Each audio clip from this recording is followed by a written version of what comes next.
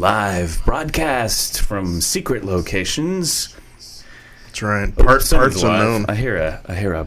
Oh, I know what it is. It's that over there. I didn't turn that. I did that again. All right. Remember that? Yes. Remember that one? Yes. I'm here with my co-host Roger Stone. Hi, call me Raj. You're not Raj. No. You are Jason Allen. Yeah, that's right. I'm gonna throw up the lower third. Hey, look who's back. Well, before we do that, wait a minute. I gotta do it that way because it's opposite. Yeah. Why is it not working? Oh, here it is, right here. I gotta go fix that. Okay. All right. So where we got? Where is he? He's right over there. Right over there. Return, Oh, there he is. Not even a hot mic. Hot mic. Okay. There you go. There he is. Jay-Z. There he is. So I'm gonna go fix that. All right, dude. And you can say hi to the folks. Happy morning, everyone. Today is a feel-good Friday. All right, sunshine. To think about it. We had to kick it up a notch. We didn't want to just come in here and do just the regular old stuff. We are going to wear Hawaiian shirts, right? I firmly believe, and I've held this as a core belief since I was a wee toddler in Lederhosen, that Hawaiian shirts will save the world. Really? Yeah, we need more Hawaiian shirts out there. I thought Scott Pilgrim had well, that job. that's just the Hollywood talking. Oh, okay. That's just Hollywood. Jay-Z, what is going on, man? Just enjoying the Friday. Yeah. Early morning. Get a good start to my Friday. Sitting with you guys. So. Oh, there we go. Chilling with old dudes. What more could I ask Sure. for? Oh, is that the name of this show now? I don't know. Chilling with old dudes. This needs to be in more. There Oh my we go. gosh, I'm a little tired. Well. So I'm kind of like that's the whole reason it's like late. And you know what? Yeah. My coffee Yeah. is tea with curmudgeons. There you go. Iced tea. Iced tea with Oh, yeah. curmudgeons. Because it's summertime. It's getting on towards summertime. I know this is crazy, right? We got the Hawaiian shirts on. We are culturally appropriating, That's right. as appropriate people like us do. Sure. No, it's now. That's exactly what it is. It's complete. Should we just go into this? Because I need to talk about this. Let's jump into the pool. Let's not even test the water with the toe. Let's just jump. All right. So this made national news. Yes. Out of the world of Portland. And it is what happened was, I think it was the Willamette Week was doing one of their food things. Yes. Right? Mm-hmm. And so what happened was there was a pop-up burrito Food thing, cart, right? right, at a food cart. Yeah. So it was like a taco cart or something like that. Ooh. And then these two ladies did pop-up burritos there. So it wasn't even a restaurant. Yeah. It wasn't even their food cart, Right. I want to say. So this is I'm pulling this out of what I've read. So were they like food squatters? I they guess, showed yeah. up? Yeah, exactly. Sod-busting food Yeah. squatters? Gotcha. So, Okay. and this is a national news item out of Portland, too. Good. Obviously blew up, Yeah. right? And so what they did is Willamette Week wrote about them. And unfortunately, here's the problem with marketing. Okay. And this is part of the problem, I think, is that you got to kind of... It's weird to wear... I wear two things on this program, and I'm like, all of a sudden it's like, wow, look at that. There you go. I wear a black hoodie or a black I know. spandex I know. bike thing. That's Anyway. quite a fashion statement. I know. Anyway, so what they did is they said their backstory about these burritos is they went down to I guess it was like Baja, California, down to Mexico. Sure. And they peered into all these taquerias and all these places, and they got the recipes for these awesome burritos and brought them back to Portland. Ah, And these two ladies are white, of course. sure. Very pasty. Uh-huh. And so then that hit the article, and then there was a huge outcry. All hell's breaking loose. Literally all hell's breaking loose, and they shut down their burrito thing Yeah. because of the outcry, the public outcry, Yeah. and the boycott and all of that. And from a marketing perspective, Yeah. Like if you said, coffee with curmudgeons, yeah, we went out and studied all the best podcasts, and there was coffee with curmudgeons down in, Mexico or somewhere of non-white people, and we stole the format, you know? Da-da, deep in the jungles of Guatemala. Yeah. Da-da, they learned the secret recipe from Juan Valdez. Mm-hmm. Da-da, right, yeah. Right. So we culturally appropriated a Guatemalan podcast of indigenous people. We didn't culturally appropriate. We just straight ripped them off. Right. You know? Yeah. But we didn't, folks. No. Please, or go ahead and boycott the show. We need the publicity. AKA Roger Stone. That's we right. can talk about that later too. But so it shut them down. Yeah. And I think, here's what I think. Okay. I think unfortunate story. Like, that's probably not the backstory you want to. I mean, to read into it that I ripped off some other people. Now, that's American capitalism, by the way. Right. That's a pure definition of it. But if you said, hey, we went and ripped off some Mexican old ladies and their 100-year-old recipes to make our so that was unfortunate. Okay. Mm-hmm. So I get that. But then it blew up into something else, as only New Portland can do. I tell you, Portland goes viral in the weirdest ways. Yeah, but so what happened was, and apparently there's a podcast too that deals with this, but I'm thinking that show probably deals with it in a more, constructionist, I don't know what to say, way, in a better, more analytical. Yeah. They're trying to. But it turns out activists created a spreadsheet of all of the restaurants in Portland that are owned by white people that are not serving, I guess, what would you say, traditionally white, sandwiches? I don't know, what do white people serve? Oh, boy. Let's see. Sandwiches? Spam. I don't even know it's big in Hawaii, remember. Well, yeah, because the islands. Hormel. I know for a fact. Yeah. And having some, I don't know, culturally like island people in my life and in my family, that Spam was culturally appropriated from the island or from America to the islands. That has something to do with World War II, by the way. But it's part of the cuisine. It's part of the tropical cuisine. It's a staple there. Yes. And why was that? Because that was a ration during World War II, and so it wound up in the islands where the wars were being fought, places like the Philippines and Hawaii, and became part of that cuisine. Yeah. And we talked about banh mi the other day. Yes. Which is Vietnamese culture, but banh mi itself, the baguette sandwich and the beef and stuff, comes directly from France, from their colonialization, into China. Yeah. Colonialization bad, banh mi good. Yeah. So this blew up, and I looked at the spreadsheet, and whole lot of white. What it was is, it was like, okay, here's all, and it's Portland. Yeah. Portland is traditionally not known as a place, sadly so. I've always said, and being a native Portlander, that Portland's the widest major city in the country. Yeah. We're not exactly why. Culturally diverse. Yeah, and we're not advocating that. No, it's just that's the demographics. Way it is. Ask anyone from the Midwest or from the East Coast or whatever who move here to Portland. They're like, wow,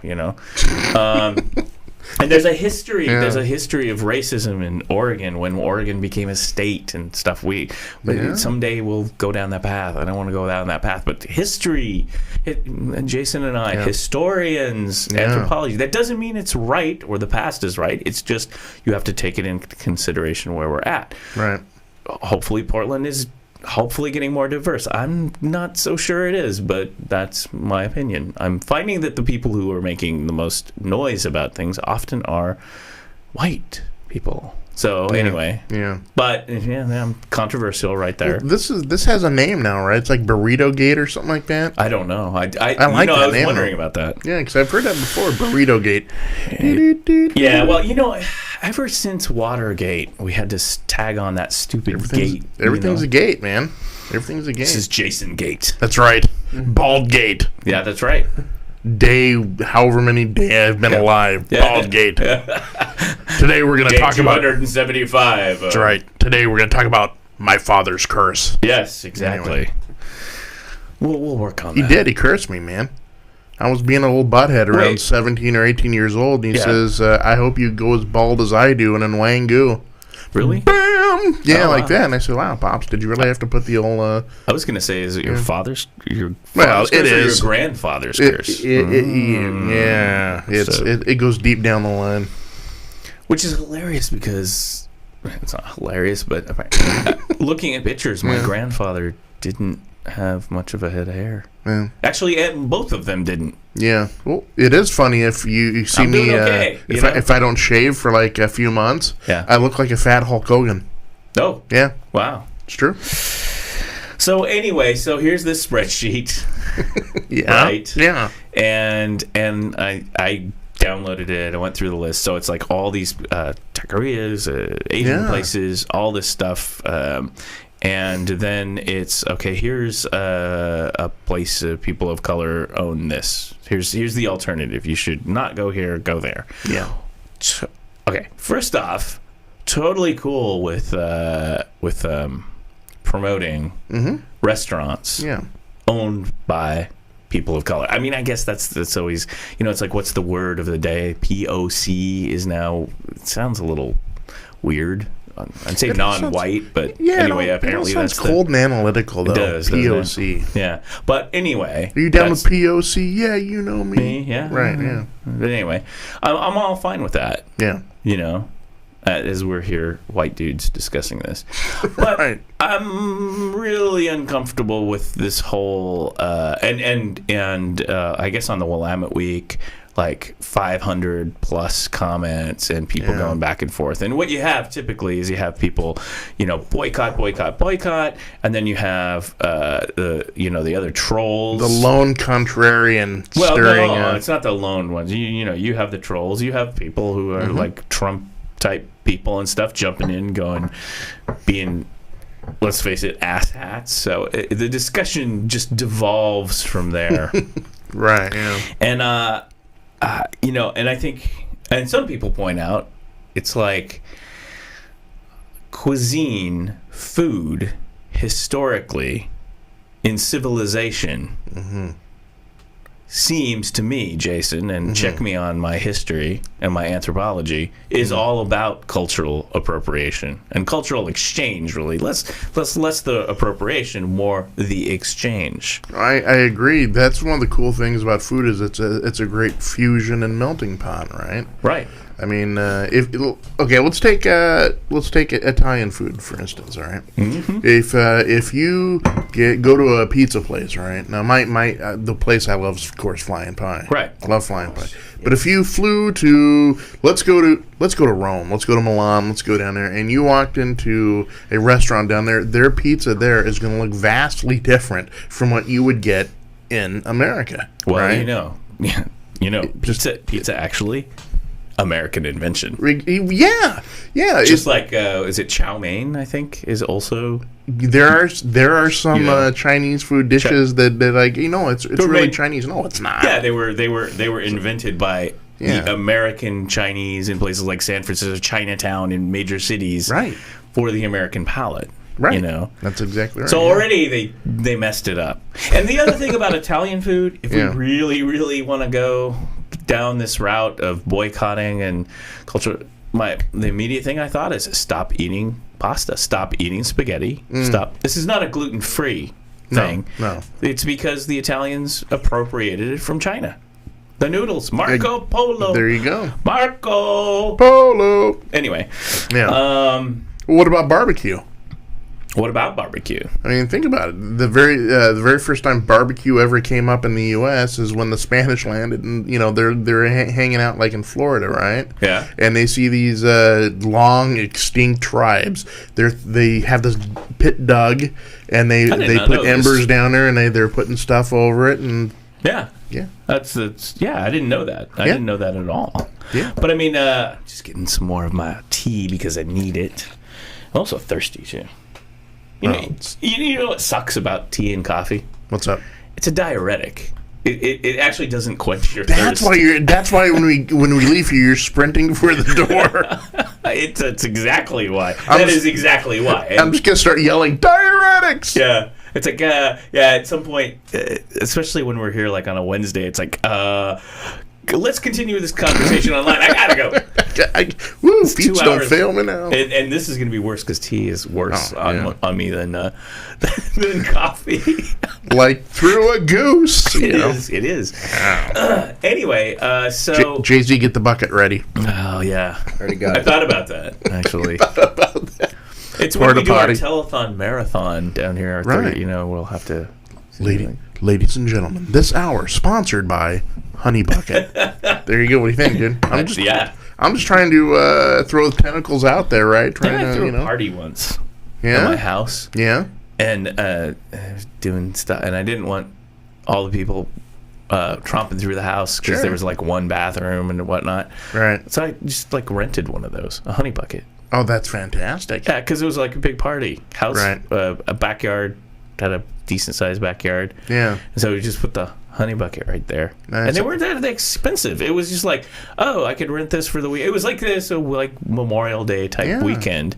And it was like, dude, I could just park a Honey Bucket here. How much does that cost? Considering like if you throw a big party, right? Right. It's kind of a investment, kind of, you not an investment, but you kind of like save up, you have money that you put out for the barbecue and the live music or whatever you're doing, right? Okay, you can't throw something like that out without questions being answered, okay? So question number one, how many people hurled in the Honey Bucket? It was, everyone was well behaved. Okay, the poise going right through me. Yeah. Next thing you know, run! All this talk is not going to help. No. I just realized. I'm like, is this show almost over? No. We've only just begun to live. Carpenters. That's right. Great. Karen Carpenter. Actually, great.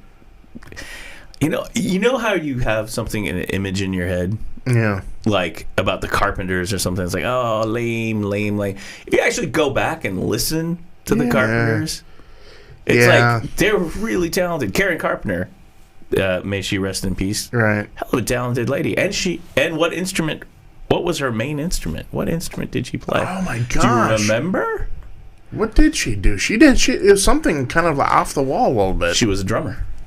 She was. That's right. Yeah, and if you even go up to YouTube and see old stuff where they have her up on the kit playing the drums. Wow. Yeah, she's a drummer. Her brother was with Richard, right? Was that right? I think, that sounds about right. I love all the stories of Richard Carpenter because I guess that guy, because back then, they had the moniker of, oh my God, you guys are about as vanilla as, you guys are the Lawrence Welk. They were the prequel to Donnie and Marie. They were. But Richard I guess he was quite the partier. Yeah, well, yeah.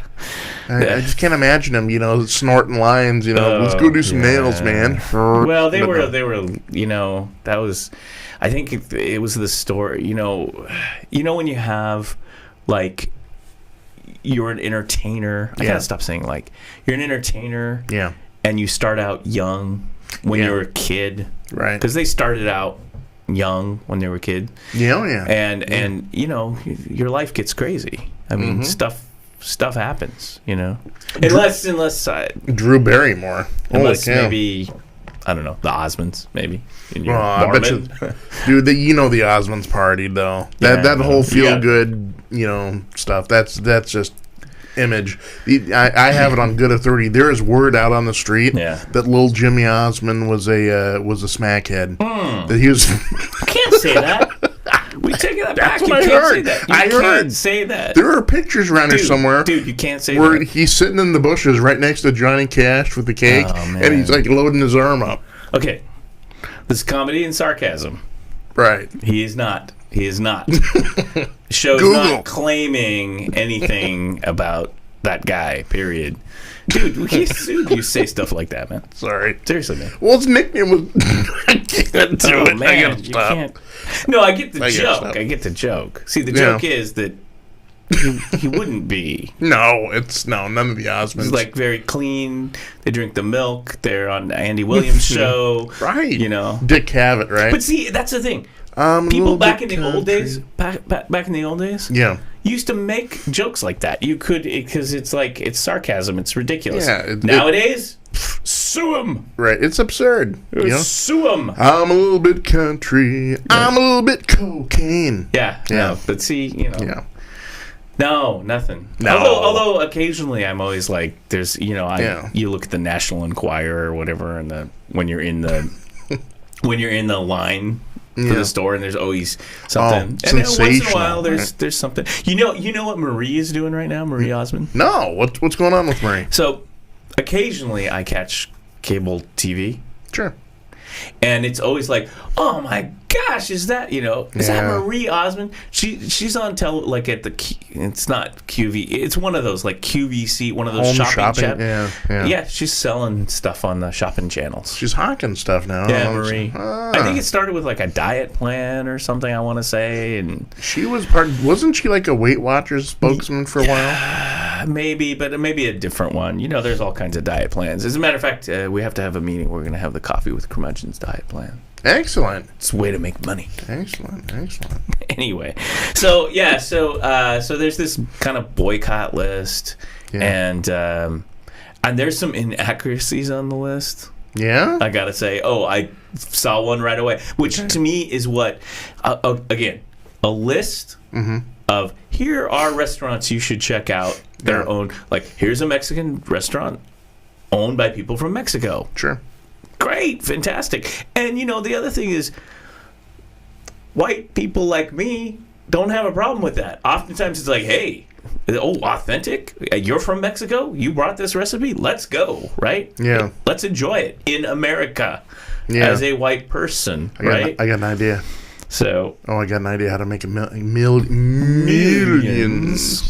All right, we're gonna open up a white guy restaurant. Unabashedly white guy. We're gonna call it Honkies. yeah, Okay, and we're gonna serve things like macaroni and cheese. pasta's from China. Yeah, I know. But Can't do it. Okay, Sorry. so Spam. White bread. How about Blond? White bread. White bread. Wonder Bread. Wonder bread, yeah, exactly. White Wonder bread. Twinkies. Maybe Spam. Twinkies. Although, Spam. Twinkies, when you look in, and here's what's great about food.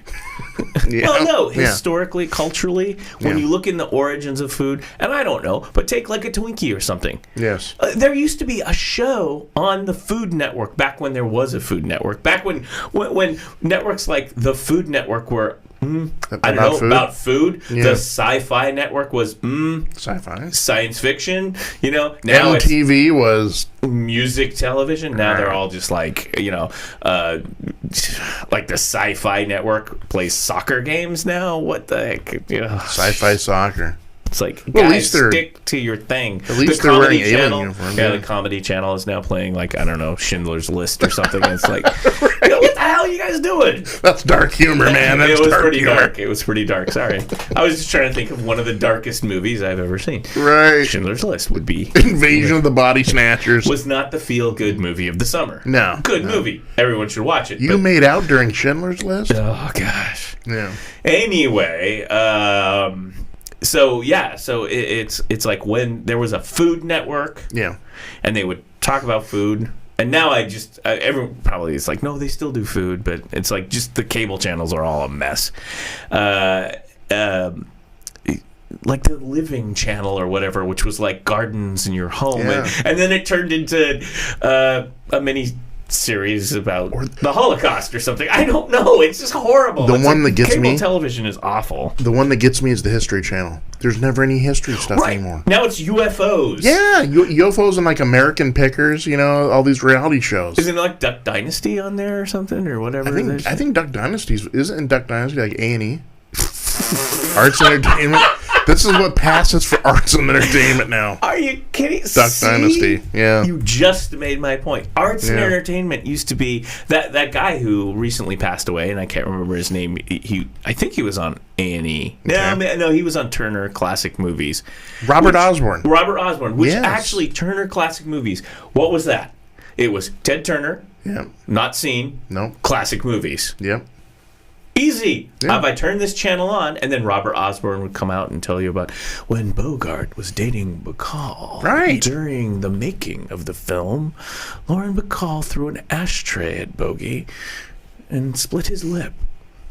That's why Bogey had a list. And now the big sleep, or whatever. I mean, it would be like, it was nice. You knew what you were getting into. Yeah. So when the Food Network was really good, and when cable was good, which just sucks now, in my opinion. Like Showtime, where's the shows? Shows like Dancing Girls. And, I was stretching there. No, I hear you. What's this Twin Peaks thing? There's no Showgirls. MTV no longer has music, and Cinemax no longer has skin. Oh, yeah, right. Exactly. So anyway, there was a show I remember on cable that would talk about the history of food items, like the Twinkie or something like that. Yes. And it was a really good I remember show. that. Yeah.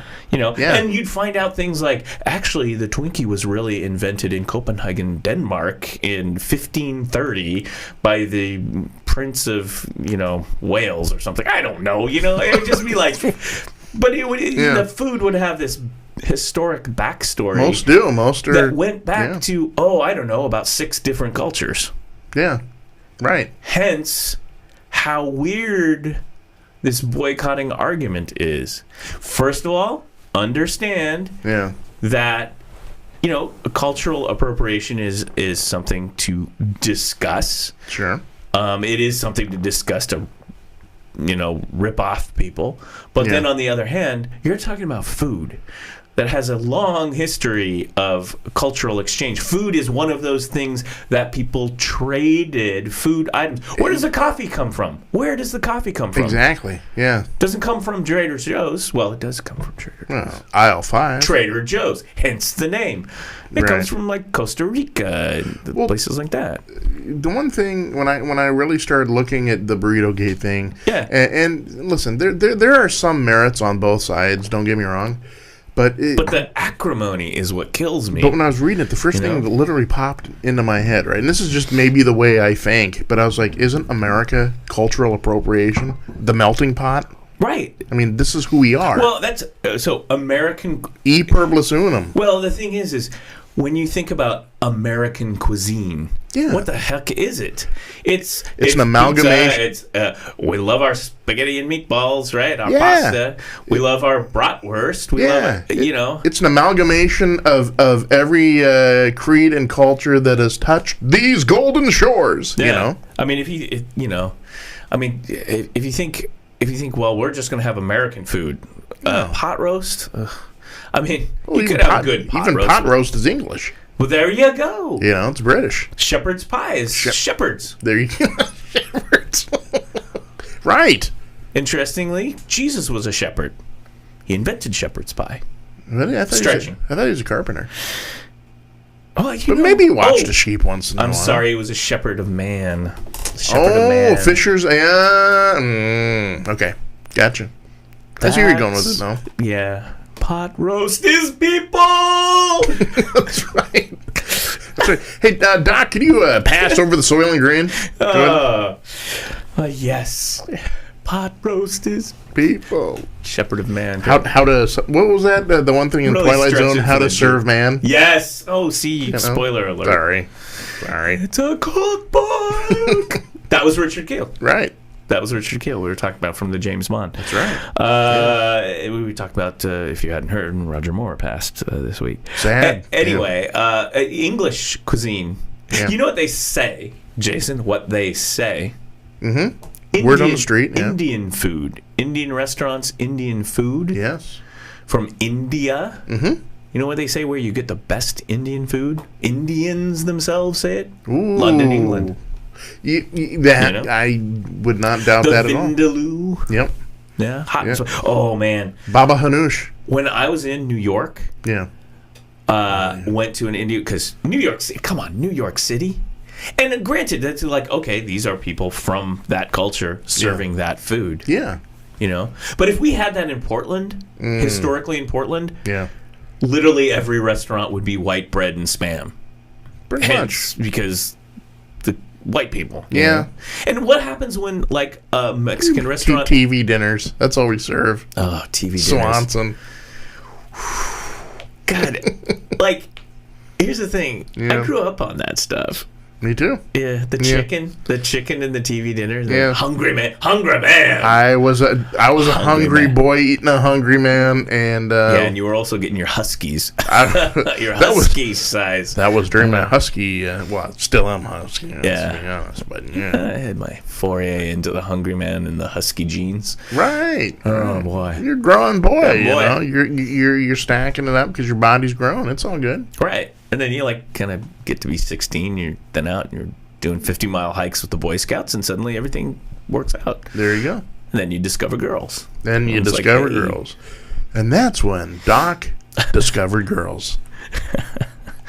Anyway, Yeah. so this is a hard one to It is. to because of the history of food. Because a lot of food was taken from other cultures, from colonialism, and you name it, and again, as we point out, cross like in the case of Bon Mai, cross Yeah. cultural, Cross cultural pollination, man. It's one. Yeah. Here's the thing, and here, let's just break it down to what the real problem is. Yeah. Oh, and a couple of problems I had is, I think on the list, I know, and I can't remember if they were on the boycott side or whatever, but one of the Mexican places I know was started by a couple.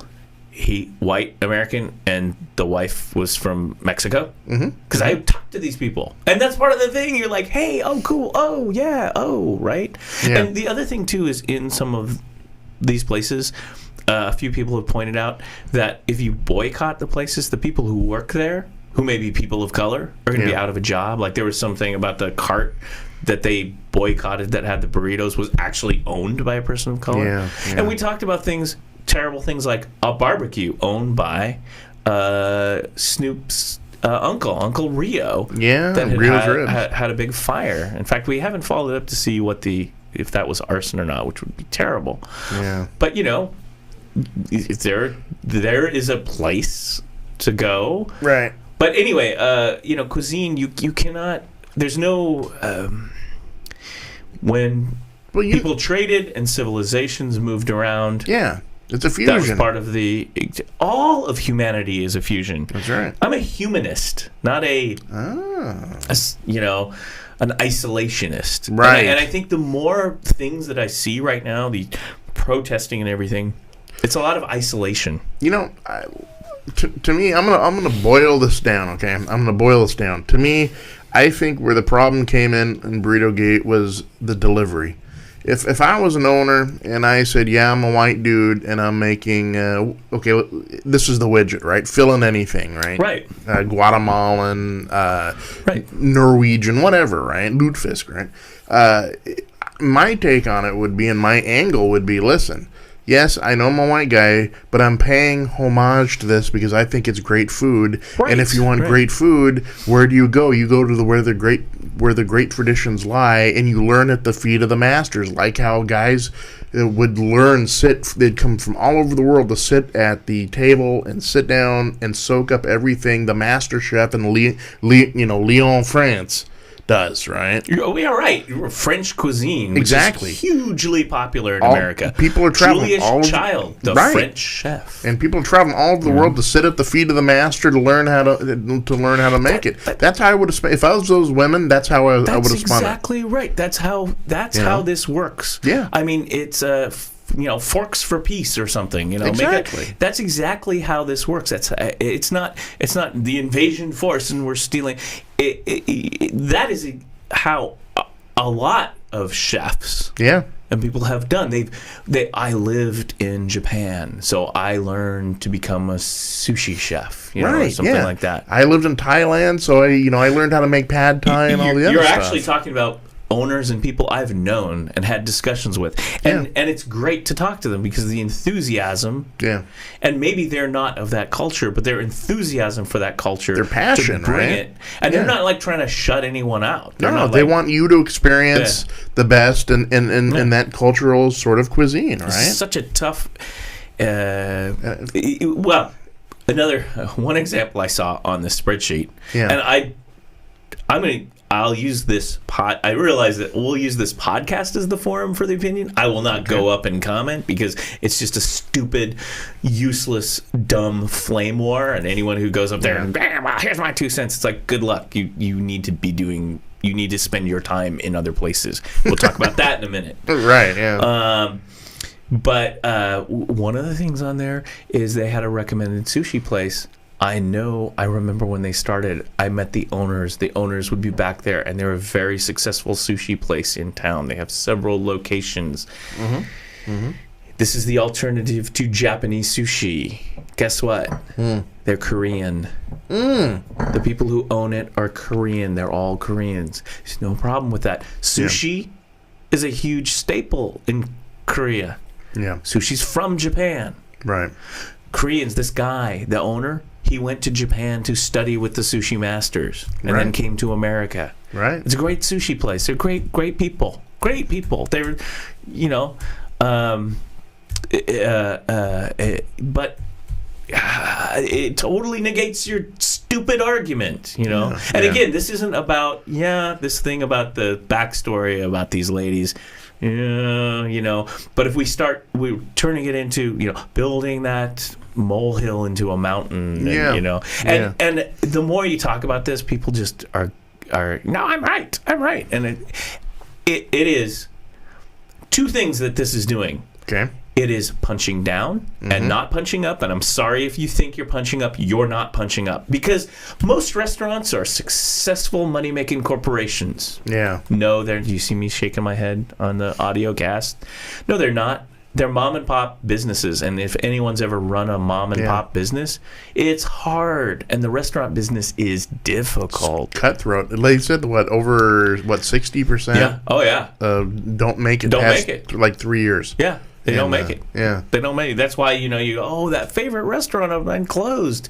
Yeah, they went out of business. They couldn't make it. To me, my favorite restaurants are the mom and pop ones, right? Absolutely. Because you don't get the cardboarded, whatever, corporate sort of, stuff. Yeah, you get the real deal there. That's what I'm... So that is my biggest complaint. Not talking about cultural appropriation. Well, okay. That's a complaint too. But my real complaint is I see people punching independent small businesses that need all the help they can get. Yeah. Now, if you're talking about McDonald's or something, have at it, guys. That's a multi-billion-dollar corporation. Go for it. You're punching up, but punching down. Your neighborhood community restaurant or food cart. Yeah. We need more community. We don't need a bunch of infighting. We need all of us together. We can recognize a problem, get together. Yeah, you got bigger problems to fight right now. Your government's wiping everything away. That's where you need to put your effort. Not little things you call aggressions and crap. I mean, because these burritos, they're not blood diamonds, folks. They're not. They haven't been. They're not exploiting. The region. We need the community because I'll tell you what. 2018 is going to come really fast. Yeah. And what I'm seeing right now, all the Democrats are like, oh, we're going to win. No, you're all fragmented. You don't have a message. You're not going to win. It's going to be more of the same, folks. Yeah. Voter turnout sucks. There's no cohesion in a message. No. Yeah, we all sit here and think, look at all these atrocities. Well, guess what, guys? Guys, girls, everyone? No, you're not doing it. I'm already seeing it right now. This point, when I see these things happening over and over again, and the infighting of liberals and progressives constantly going at each other's backs, I'm like, you're not going to do it. And I'm really giving you the warning right now. I'm giving you the warning right now. You have been warned. America, take heed. You need to start getting together as a community. We need to start. We come from like the 60s and the 70s. Coalitions, people who came together. They don't all think the same. They're not all from, the whole civil rights movement. Yeah. Martin Luther King Jr. and all that. Yeah. He made alliances with groups of white people to get that done. Mm-hmm. Okay? Yeah. That's how that worked. Yeah. And that's how that works. That's how history works. That's how this happens. If you start infighting, what happens in history, Jason? Yes. What happens when there's a whole bunch of infighting against factions in a country? Oh, gosh. We've got the great histories. We could talk about Germany in the 1920s. Yeah, the Weimar Republic. The list is endless. Oh my gosh. So, basically, Russian just take a trip to Palestine. Well, and then you'll. What happens is, it's how the strong movement, usually a totalitarian movement, basically wipes out the opposition. Yeah. Because they control the infighting. As a matter of fact, oftentimes, and I'm trying to put it, I'm going to say totalitarian, despotic. Would that be good? I mean, just as a kind of general... Autocratic. Autocratic? Yeah. Okay, autocratic. Oftentimes they troll the opposition. So in the case of the famous stuff that happened in Germany, that's what the National Socialists did. That's how they got to power. Read the dang history. Read the damn history. Yep. Right? There were socialists. There were communists. Yeah. There were other factions of nationalism. Yep. All got wiped out because of the discord and the ability to not form coalitions. Right. In political movements and coalitions. That's how it works. And if that happens, guess who wins? The strong guys. The literally strong guys. I mean, literally at some point it's guys punching out reporters. Hello, Montana. Good morning. Right. Yeah. You're absolutely right. History is littered with the unlearned lessons of... and everyone thinks they're so righteous in the good fight, but again, if you're not punching up there, you're ineffective. I'm sorry. I know a lot of people would disagree with me, and I don't give a damn because I'm a historian. Hence the coffee with curmudgeons. Yeah, I'm a historian. Yeah. I've studied. One of the best things I ever did was study anthropology. In college. Yeah. I highly recommend people study that. I was such a geek. I took an etymology class because I wanted to learn where words came from. Is that like a Noam Chomsky kind of a thing, right? Yeah, etymology. Because all the words, all the vernacular comes from someplace. And with American culture, it is a melting pot of languages. And that's actually a really good suggestion. Yeah, I did not do that, and I wish I would have, because there's a whole use of words and psychology of words. Yeah. And using words for control and propaganda. Exactly right. Yeah. What do they call it? Neurolinguistics or something like that? Because certain words can frame emotion. Mm-hmm. Yeah. And that's used in politics and social movements all the time. You don't get the tagline of dog whistles from nowhere, right? That's right. Yeah. This wireless is crappy here. This thing just goes out for a minute. And I'm trying to cut to your camera, and then that's why when you see us live, and I'm looking down and trying to cut to your camera, and it's not working. That's what that is. But anyway, we need to get back to the feel good of the Feel Good Friday. Well, okay. Let's see. To wrap this up, I had a closing thought, but I like this. Remember, you were talking about we need to yell in politics because that's what people do, and to be popular. Alex Jones. Yeah.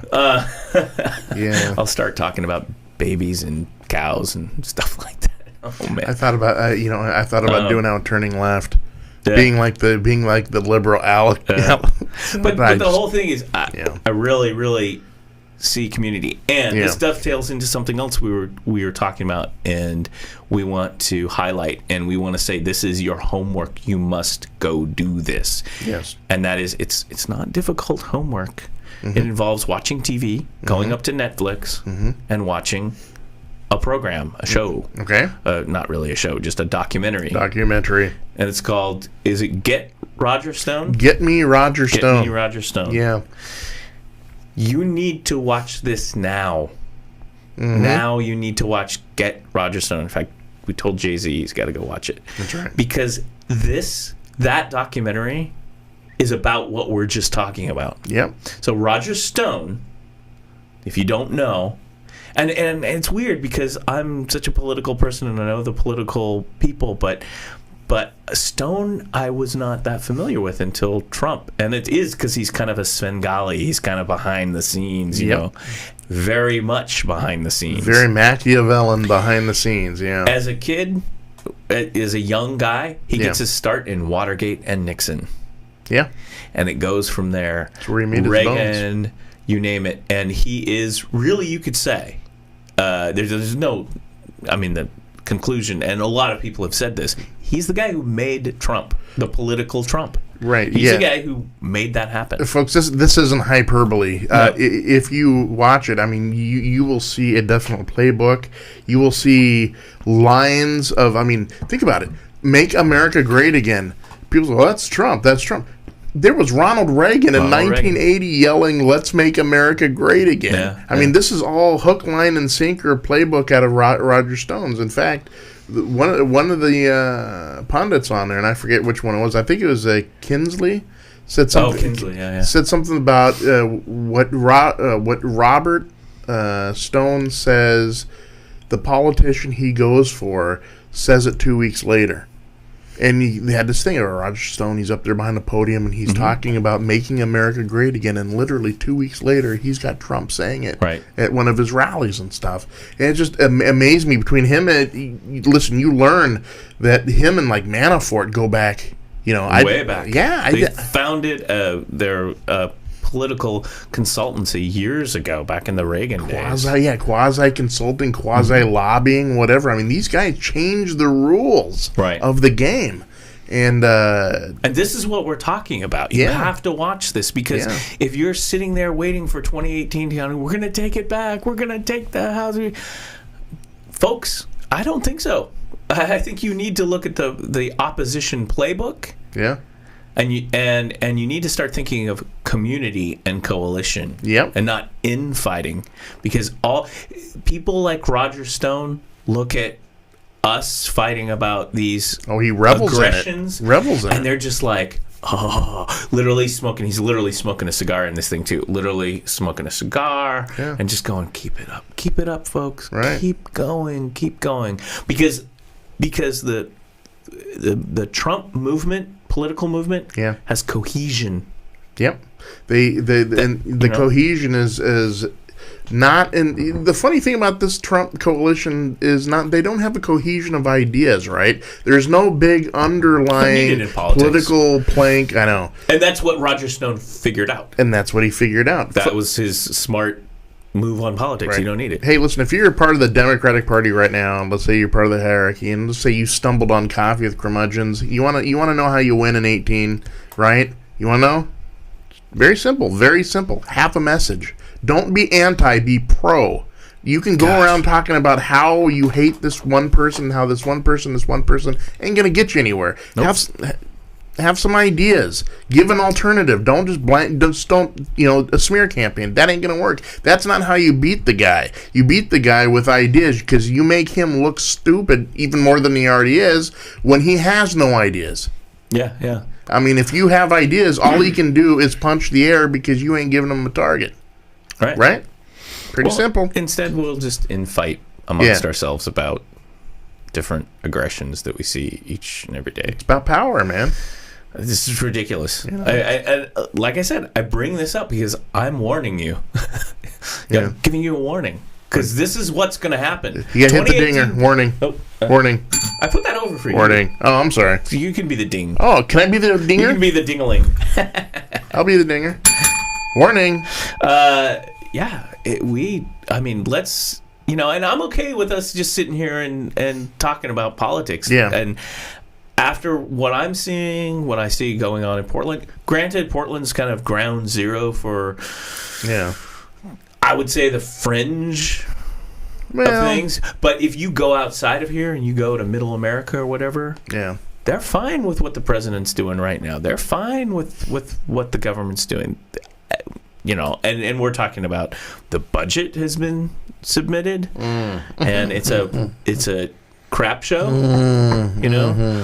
We still have on the agenda, and I got to get back to him too, because we'll have a special guest for this about the national monuments and the Department of Interior, which is a huge problem I have. Like, if all Americans of every political persuasion, race, gender, whatever, can't get behind what the proposal is for those monuments, are natural beauty. I don't know where I'm living. I'll tell you that. Right. I'm really waiting for Elon to get his Mars Express going, because sign me up. see y'all later. Sayonara. Oh. You know what? But anyway, there's your feel good. So get Roger Stone. Get me Roger Stone. Get me Roger Stone. Yeah. You have to go watch it. Yeah. Especially if you are a progressive, a liberal, identifying yourself as a Democrat, an anti-Trump person. You must watch this documentary. Watch it 2 times. Yes. Watch it 3. Take notes. Google it. Take notes. Yeah. Because I don't know, Jason. I mean, you can fight me on this, but I'm not so positive about what's going to happen in 2018. I'm really not. Well, I'm split, because the reason why I'm split is because everything right now seems to be of such a fluid nature. Each day there is the news cycle isn't no longer by the day. It's almost by the minute and hour now. Something coming down the pike. So it's hard for me to kind of get a grasp at what the landscape is going to be, even as soon as next year's, because there's a whole lot of stuff going on right now, with all the Russia stuff and all that, right? But I kind of see it breaking 2 ways, okay? I think if there is fire where there's smoke, I think that will be the catalyst for everything that happens in 18. I think if it's bad, Democrats don't have to say anything. They can lay back and win, just because everything's going into the crapper. Everything's going into the crapper. Right, yeah. But see, that's the problem, is if you lay back and you don't do anything, you may pick up some seats, but you haven't learned anything. And again, my problem is the complacency and the infighting. When I see the complacency is one thing, the infighting is the other. Because it's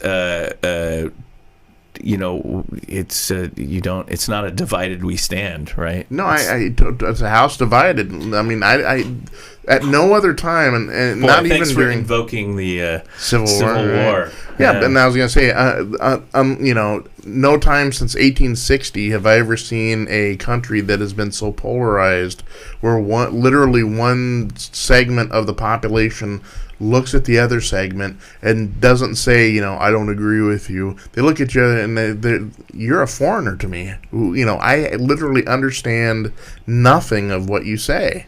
And that's some deep and troubling, murky waters, people. But again, this is we're going to shelve that for Wednesday when we can really drill deep on that. Yeah, I think we're just turning left. We're having a Wednesday. Yeah, noon. we're be there. We're missing the turning left, so we're full of vigor. Right, yeah, see, that's the problem. Vigor. If I don't get my therapeutic Wednesday at noon, I just start spouting this stuff midweek, and no one wants that. I do have. So sorry, we're gonna end it here. You've got homework. We'll talk more about it. But listen to me. Telling the truth, and just because I'm a white guy or whatever, wearing Hawaiian shirt, coalitions are formed. Yes. Yeah. The whole Polynesian culture. Yeah. Is white culture stolen from the Polynesian, like the retro. And I know people There's actually a guy in Portland here in Southeast. It's like retro. I'm sorry, I don't remember the name, but it was, off the highway or whatever. And there's people. I've been Tiki Con, which is coming up. We should talk about that. The Tiki Con. Yeah. They celebrate that sort of kitschiness. Yeah. What is it? The Tiki culture, the Polynesian bars in America, which actually.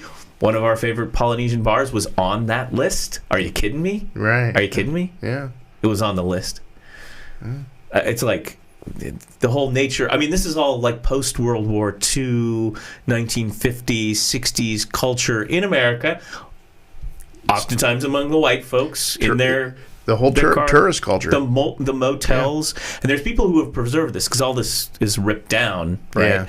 Yeah. I've seen these presentations at TikiCon, which are really cool. With the people showing the pictures of all the old motels with the tiki stuff and the this and the that and the Polynesian drinks. I've got tiki mugs up here that I should bring down and decorate. Is Trader Vic's still around? Trader Vic's is gone. Yeah, that's what I Trader thought. Vic's was shut down in Portland. Yeah. So I mean, it's just that's the way it is, and that's actually, no matter what if you call it appropriation, but it actually was kind of making people aware of other cultures and things. There were people who then investigated, what is this Polynesian culture? What are these customs? Where did that come from? That's how it's supposed to, a knowledge in a community, not a infighting, tear everything apart. And boy, humanity would be really boring if you look at insular societies in anthropology. Yeah. It's, Speaking of a house divided. Okay. And I'm glad you brought that up. Mm-hmm. Because I want to bring it up. I brought it up here. The Oregon Symphony. Oregon Symphony has a concert schedule. September. Put this on your calendar. September 16th, 2017. You like Sulu? You like your George Takei? Oh, love me some George Takei, sure. Mr. George Takei will be performing. Mr. George Takei. Oh my! Exactly. Will be performing. I know. Wouldn't you just like? Can we slip him like 100 and have him do it? He will be performing with the You're Oregon. Listening to Coffee with Curmudgeons. Oh my! That would be awesome. That would be great. He's going to be with the Oregon Symphony on September 16th, 2017, performing actually one of my favorite pieces. Okay. It is Aaron Copland. Yes. Lincoln Portrait. Ooh. And Lincoln Portrait is it's kind of cheesy. Yeah. I'll have to admit, but when I was studying music and got into Copland, I really like it. And what it is it's a beautiful Aaron Copland music. Oh yeah. Modern American classical fanfare for the common man. Fanfare for the common man. Appalachian Spring. Yes. That's right. Billy the Kid. That's right. Yeah. So he wrote this Lincoln Portrait, and there's a narration piece all about Lincoln, and so George Takei will be doing the narration with the Oregon Symphony. Is it sold out? It's got to be sold out. I don't know. God, I got to catch that. I mean, the tickets are here. You go to OregonSymphony.org. Or symphony.org. I wonder if I can September 16th. I wonder if I can score some press passes or something. Yeah, that would be great. Yeah. So Copland Lincoln Portrait, and it's really I remember listening to it on record, and they had these famous actors, I don't know, who knows on record, whatever. Yeah. These guys, James Mason. No. But it's like Robert Goulet. It starts out with I had it here, but it starts out with a quote. And then that's what he said. That's what Abraham Lincoln said. And it's all about, the Lincoln Portrait is all about, a house divided, Lincoln, the Civil War, the crisis that was the United States, that was not going to be united anymore. It's still relevant today. Walt frickin' Whitman. Yeah. Captain, my captain. about Lincoln. Yeah. So anyway, I just thought I'd point that out. Interesting. I saw that on the feed, September 16th, 2017. Hey, George Takei with the Oregon Symphony. Takei. Sorry. That's right. Takei is okay. That's right. Hey, you know what is coming here? What's that? Rose Festival. It is. Yeah. It is in 2 weeks. Yeah. Because I know because I'm doing an event Isn't in it a couple starting? No, weeks. isn't it though starting like this weekend? Oh yeah, right. I'm thinking of the parades and all of that. Right. Yeah. So, because I'm doing an event that's kind of associated with it, and they have the Children's Rose Festival Parade, which goes right across There you go. the place. So I got to think about that. Oh, not only am I cranky and curmudgeonly, and kind of feeling. Yeah, it's supposed to be Feel Good Friday. I know. We got Hawaiian shirts Well, on. all the change in the weather and everything. So, Yeah. you know, talk about being Change in the curmudgeon, weather. old and curmudgeonly. It's like Hey, the weather's kid. gotten better now. I don't feel so good. Hey kid, get off my lawn. Yeah. Anyway, so that was my big rant, and You know, we're Jay-Z done. right now is in his head, and he's like thinking, God, why did I get involved with this? Yeah. Oh, Well, we got sports to they talk put about. me in a damn Hawaiian shirt, man. I know. Yeah, I'm liking this Hawaiian shirt. What are you talking about? You rocking it? Yeah. Excellent. Yeah, let's do some sports, man. We need some like sports music. Dun-dun-dun. I say I can't rip off Sports Center. Dun-dun-dun, dun-dun-dun. Oh, sorry. Yeah, we need some of the music that they play on ESPN when they go Right. to commercial break. Yeah. Yeah. You know how we always put the phone number down here, and we That's right. say you can call in. Oh, you mean 5? Guess what? Yeah. Someone called in. Did they really? And we didn't get it, huh? I don't know. There's a voicemail. Oh, We could maybe. we'll call you back. We could. Oh boy. It's probably just like it would be cool if it was like a solicitation or something, some spam. Right. Should we check it? Oh I don't my know. gosh. So, yeah, some Why don't we telemarketer. go to sports? Let's do that. And yeah, I didn't chart. You know, I didn't hit the Is there- button. Oh, is there a way to hear that when it's coming in? That way Yeah, we that can would be me not muting that channel. Oh, okay. All right, let's go sports. Let's segue. So what's going on? Oh, should I do my soccer update? Ooh, yes, please. We do that? Yeah. Real quick. Okay. So in a nutshell, we talked about Chelsea winning the championship. John Terry, their big old captain, 19 years, whatever, retires. There's a question. I'd really like a guy like that to come to the MLS because I'm all about the stars. I think we talked about that before. So they are in the Champions League, winning the Premier League, and then the big game on Wednesday. Yes. And kind of sadly relevant, it was Manchester United That's right. and the FA Cup, not the FA Cup, the Euro Cup, the Europa League. Yeah. And so they were playing against the team from the Netherlands, and it was a good match, and they put them away, Yeah. as they should have. So they have Manchester United.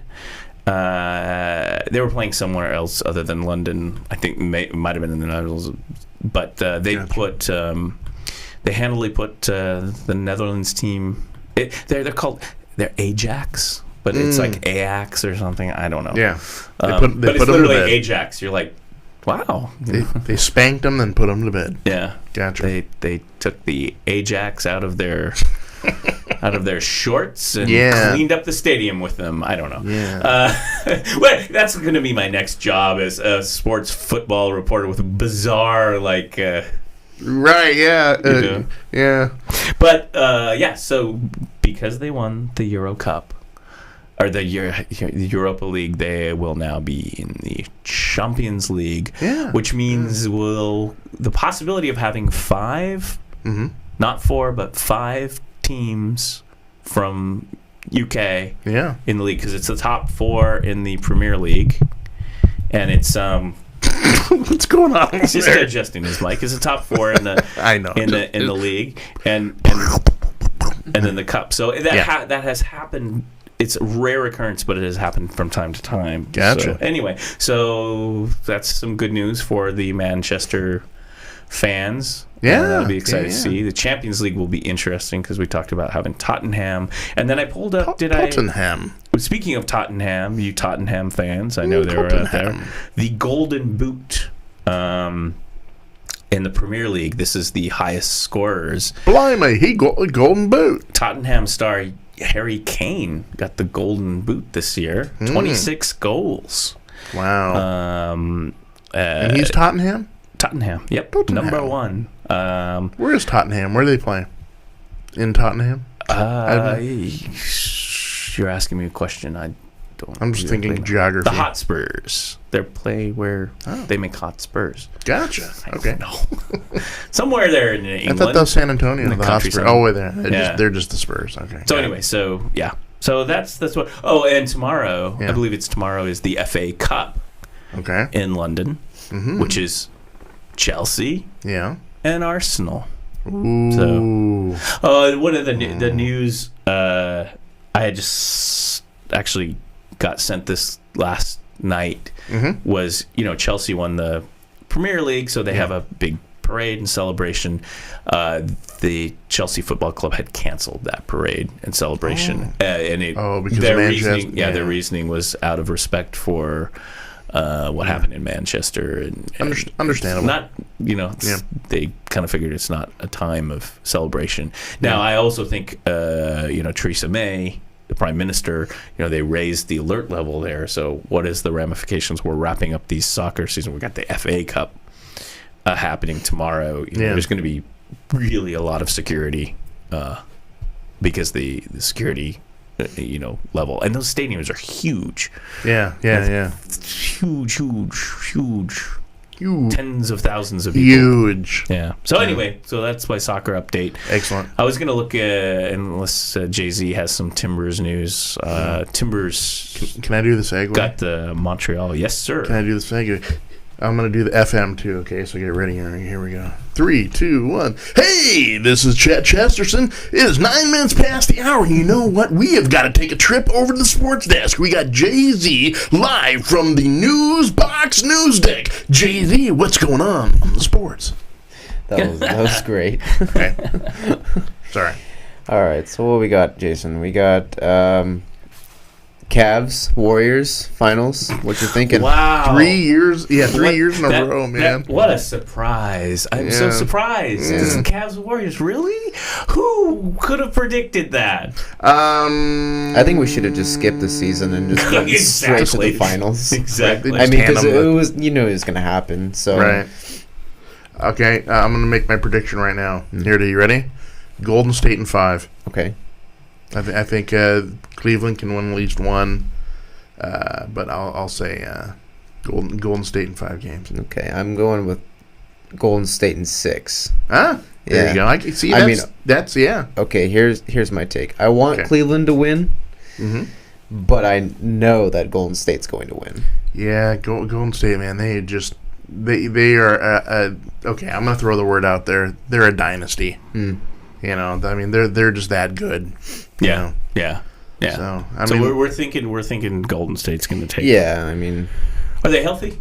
I mean, aside from coach, they're still pretty much running them all. Yeah. They've such a deep bench, man, that they just one guy sits out a couple games. It's almost like the Seahawks next man up, right? So I mean, and is it? I was watching some sports talk just the other day after the soccer, which I'm not going to say disparaging remarks about this certain sportscaster who used to be in a certain local market right here. Oh, I can't stand the guy. His show is not so good. We talked a little bit about that last night.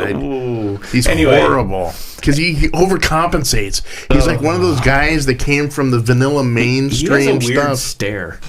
Oh, yeah. Like the people on his show were kind of cool. It was like, I'd watch the show if he wasn't on it. He's got this weird, it's like. So tell me, Jason. I don't know. It's all look, it's nasal and grading. We're building community. Yeah, right? We're building bridges. Yes, I'm doing it. I'm spreading discord. But anyway, and it's the question came up is, as the Cavs are they doing this on LeBron's shoulders? Really? Is he really carrying the day? What do we think? Yeah.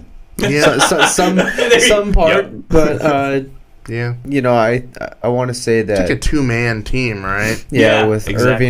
Irving and LeBron. But I'll say this is that for the past few games, Kevin Love has really kicked it into a higher gear. I mean, he's playing great defense. He's rebounding.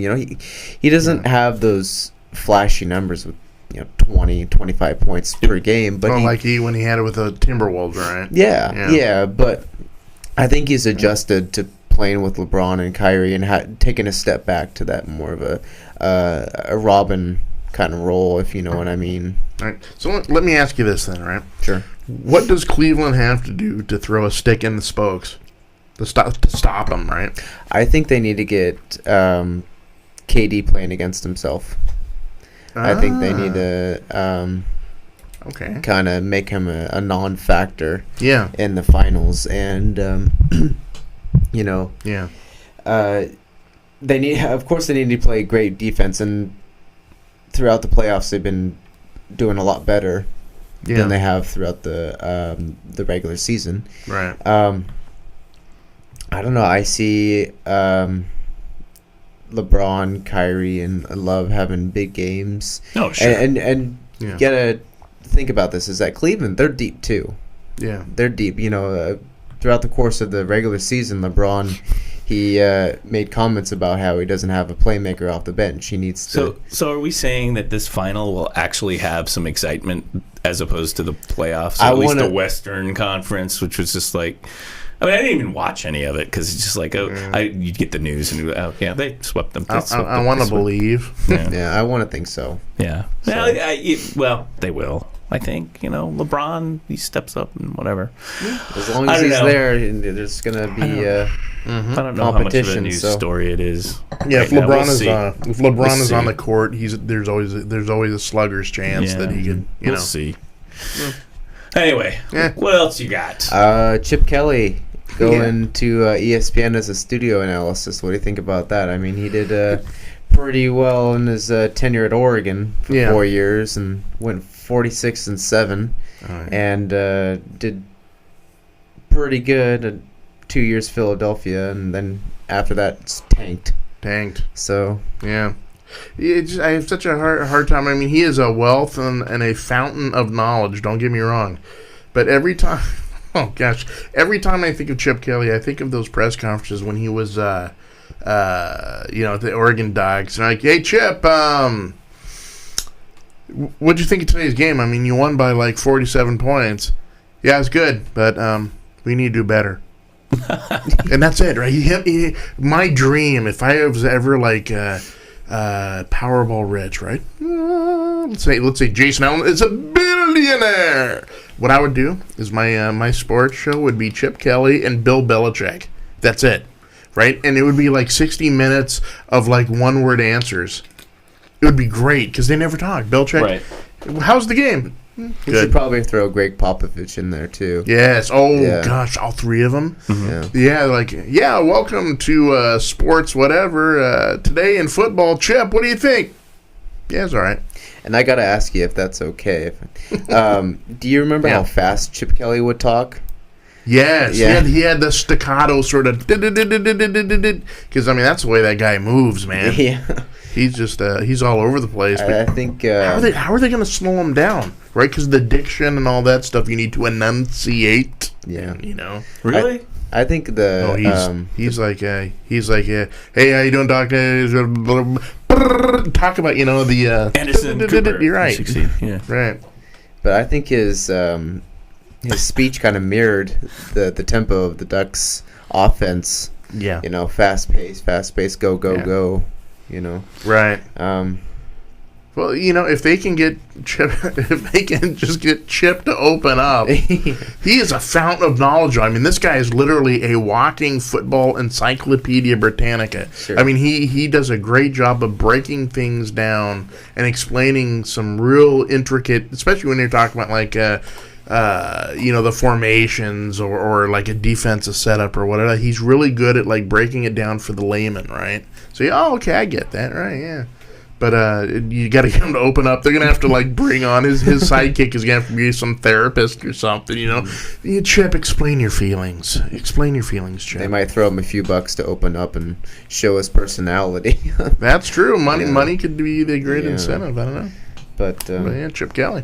Chip Kelly. Welcome to the ranks of the pundits, Chip Kelly. It's like, it's the English soccer guys, and some of those guys you can barely understand them. Yeah. Well, gotta come to chips and Especially if they're Scottish, right? yeah. Arg! And then you just got the one guy in the Spanish league who's just like, go, go, go. And I love it. I mean, it's like that to me is, it doesn't matter to me. It doesn't. You're watching a damn sports game.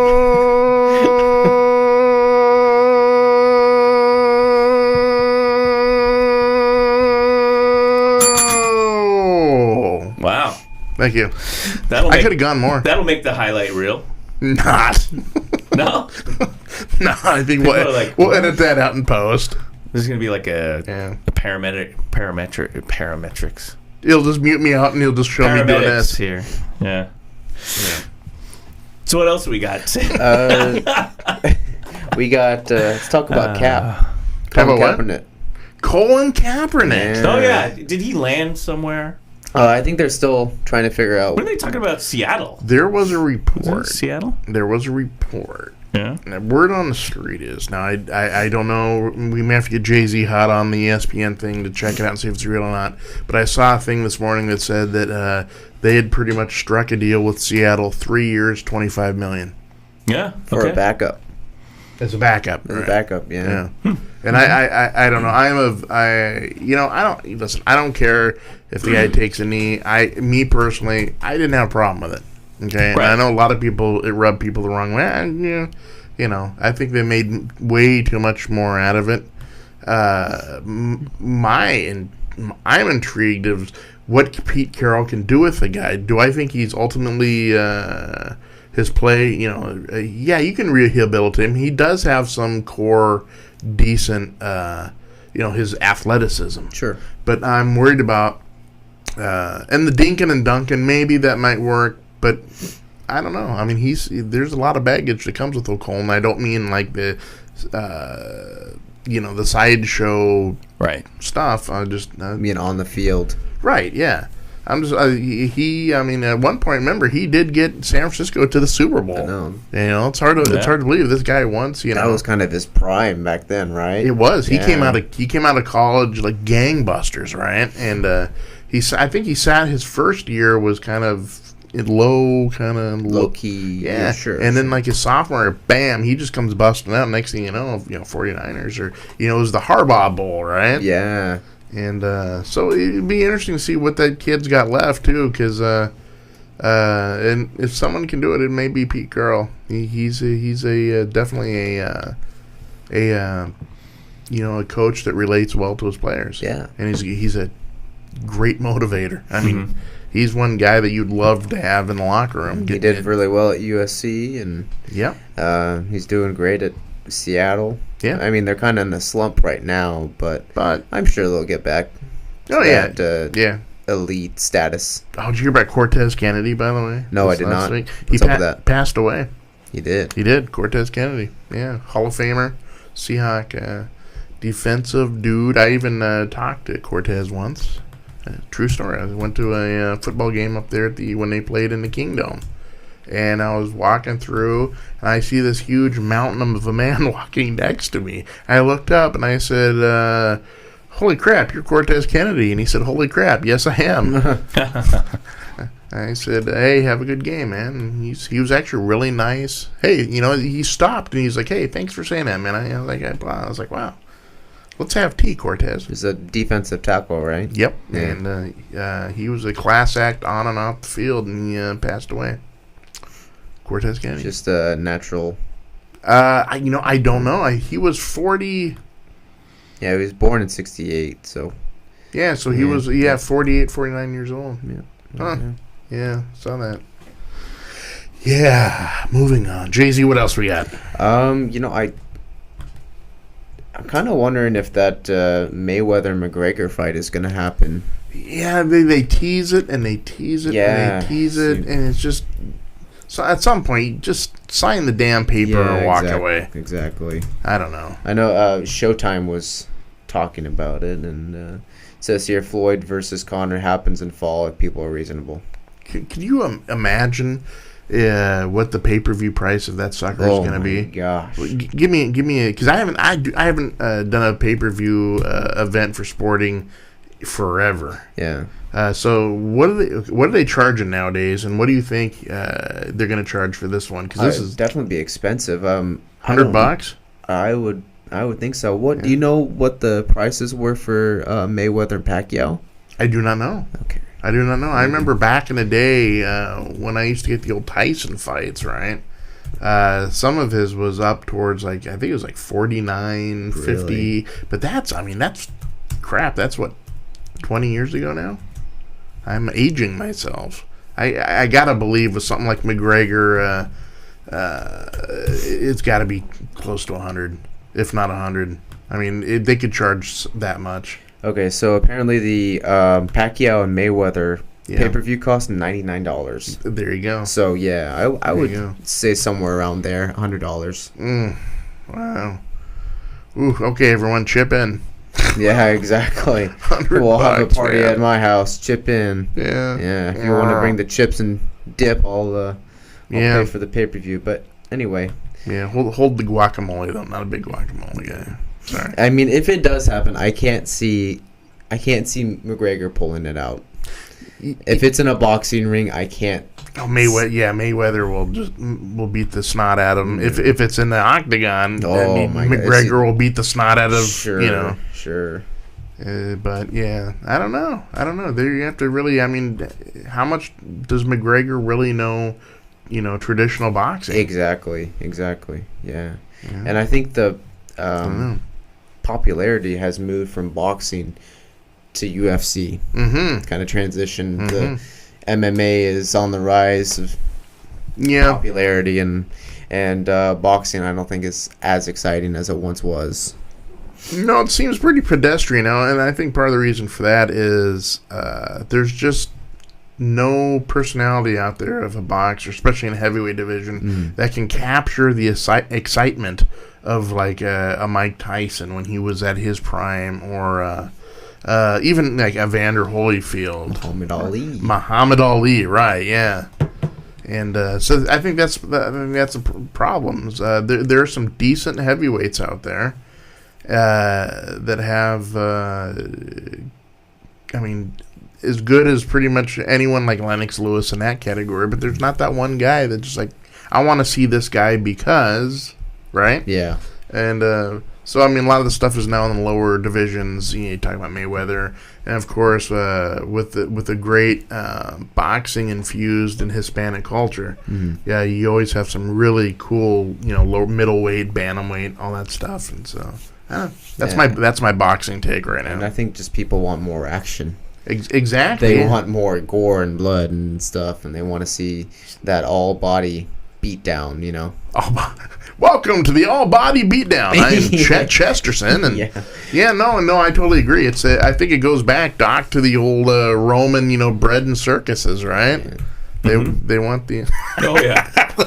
I did that on purpose because I know he was busy. He was like, Doc, what do you think geopolitics? Hit it. And what? No, you just go. Yeah. And I couldn't agree more. Jason, did you happen to hear about Thomas Tyner going back to football? Oregon State. Yeah, Oregon State. Of all places, he goes to Oregon State. Yeah, well, the kid's got talent. Yeah. Does he have the will and the heart? Because he's got the tools. Yeah, he kid can run, man. 2 years off. 2 years, yeah, because of shoulder injury. Right. Yeah. But he's definitely got the speed and the power to. So he should be a good asset for. OSU. Now they got a kind of a cool little between Null and Tyner. Like a 1-2 punch, man. I think so. Yeah, interesting. It's kind of like the mirrors Royce Freeman, Tony Brooks James, got that thunder and lightning. Right, so, yeah. This is almost like great. Thunder and thunder, though. Both of them, But you're right, though, especially with the shoulder. That has ruined many a running back, and it would be interesting to see how much and I mean physical as in getting hit, play in, play out, stamina Tyner has. Now, 2 years, I mean, yeah, he should be pretty much well rested. Yeah. And he may be a little more mature, now stepping into it. So I think let's wait and see. Yeah. I'm kind of excited I wish him to the see what best. happens. Yeah. Yeah. I'm not a big. Are you an Oregon State guy? Oh, heck no. I'm an Oregon fan. Thank you. Yes. Yeah. My when people say Oregon State, my most common thing is they have a team in Corvallis. I didn't know that. Oh yeah. I'm not a big. To me, Oregon State fans are very myopic. They have a 3-win season, and it's almost like they won the Super Bowl. Yeah. And then if Oregon has one off year, a couple off years, I told you, Oregon sucks. Yeah, sure. I know. I was getting my taxes done a while back ago, and the guy that did it was from Oregon State. Ooh. And we were talking about football and Did stuff. you mind your P's and Q's while he's preparing Well, it? here's the thing: is that I told him, I'm an Oregon fan. He's like, oh, so you're one of those people. Oh, and, wow. Yeah, we're the ones that win. And I told him, I said, okay, well, whenever Oregon State's playing a different team other than Oregon, I root for Oregon State. And he's like, no, you can't do that. Why can't you? I know, exactly. He just said, well, you got to be straight up an Oregon fan. It's either you're an Oregon fan or an Oregon State fan. You can't be both. I'm like, well, I can do whatever I want. Yeah, this is I'm supporting America. the whole state of Oregon, you know? Right, but don't do that while he's preparing taxes because you're like, Oregon, he's not going to get this I know, deduction. I kind of kept my mouth shut. Right, next thing you know, you're getting audited. Yeah.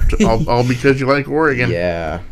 But, going back to Tyner, at least he's not a Husky. I'll say that. At least he's not a Husky. Because if you could see Thomas Tyner in a Husky uniform, oh my gosh. Yeah. To me, that's cold-blooded right there. Yeah, I'm not a big Husky guy. But they don't have the. See, my old school hatred is for USC. Oh, I despise the Trojans. And then Stanford. Yep. Right. Oh gosh, I hated Stanford because, they just because the coach was a good guy. Sure. If you get into Stanford, you got great grades, and so I was like, I hate those guys. Yeah. Hate them. The kind of stuck-up know-it-alls, right? Right. For a while, they were the right Oregon's monkey. They had the monkey on their back. Yeah. And finally, they got him off exactly 2 years in a row, and I think welcome to Jay-Z's Sports Trash Talk. That's right. Yeah. That's right. Let's throw it out there. Oregon State, you suck. Oh my God. Let's just put it on Main Street. Geez, Jason, he's kind of ambiguous about it. No, you suck. Yeah, let's just name all the gosh. college football teams that we hate, right? Oh, yeah, college football teams I hate. Yeah. This is great. I can warm up to this. Okay, Washington State, the whole Mike Leach. Oh, air raid. Come on, stop it. Pirate okay. Leach. The only thing he's raiding is suckiness. Let's see. USC. So Washington State, I hate. Cal Bears, I'm not a fan. I hate the coach down there. He sucks too. Let's see. USC. Arizona, kind of hate Arizona, but I don't mind Rich Rod. He's not too bad. Hold on here. I'm going to smack up against the microphone because I need a drink. I like how this whole program starts out with my political rant about community and bringing people together, and then we do sports, and we're just tearing everyone apart. Yeah. We'll have like one viewer who's like an Oregon State fan. He's gonna call up or Oregon, in the duck outfit, right? Right. And everyone else is like all our friends who graduated from WSU and Cal, and it's like screw these guys. Oh, you mean WSU? You mean We Suck University? No, that's it. Wow. You know what I really hate though? If we're gonna turn over that rock, okay. Here's what I hate. I hate the entire. The phone lines are open. That's right. Now. I hate the entire. I don't care what division it is. I hate the entire SEC. Oh God, I hate those guys. They're all cocky. They all think that they're and then you get guys like Brent Musburger, who's like just total. Well, now you're baiting. Now you're man. baiting me. No, the SEC, dude. I don't like the SEC. All right, I don't like. It's kind of weird. Is I don't have that much problem with Nick Saban. Yeah. Okay, I respect Alabama because they're so damn good. Mm-hmm. The guys I hate those. I hate the guy from Auburn. I hate the guy from South Carolina. He sucks. Hate the guy from. Let's see, who's the other one I really hate? There's another one. It's in the back of my mind. SEC.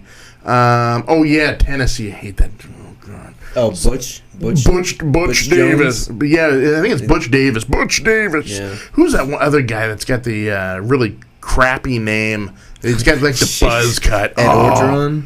Huh? Ed Orgeron's a good coach. I like him. Yeah, I just God, SEC, man. Yeah.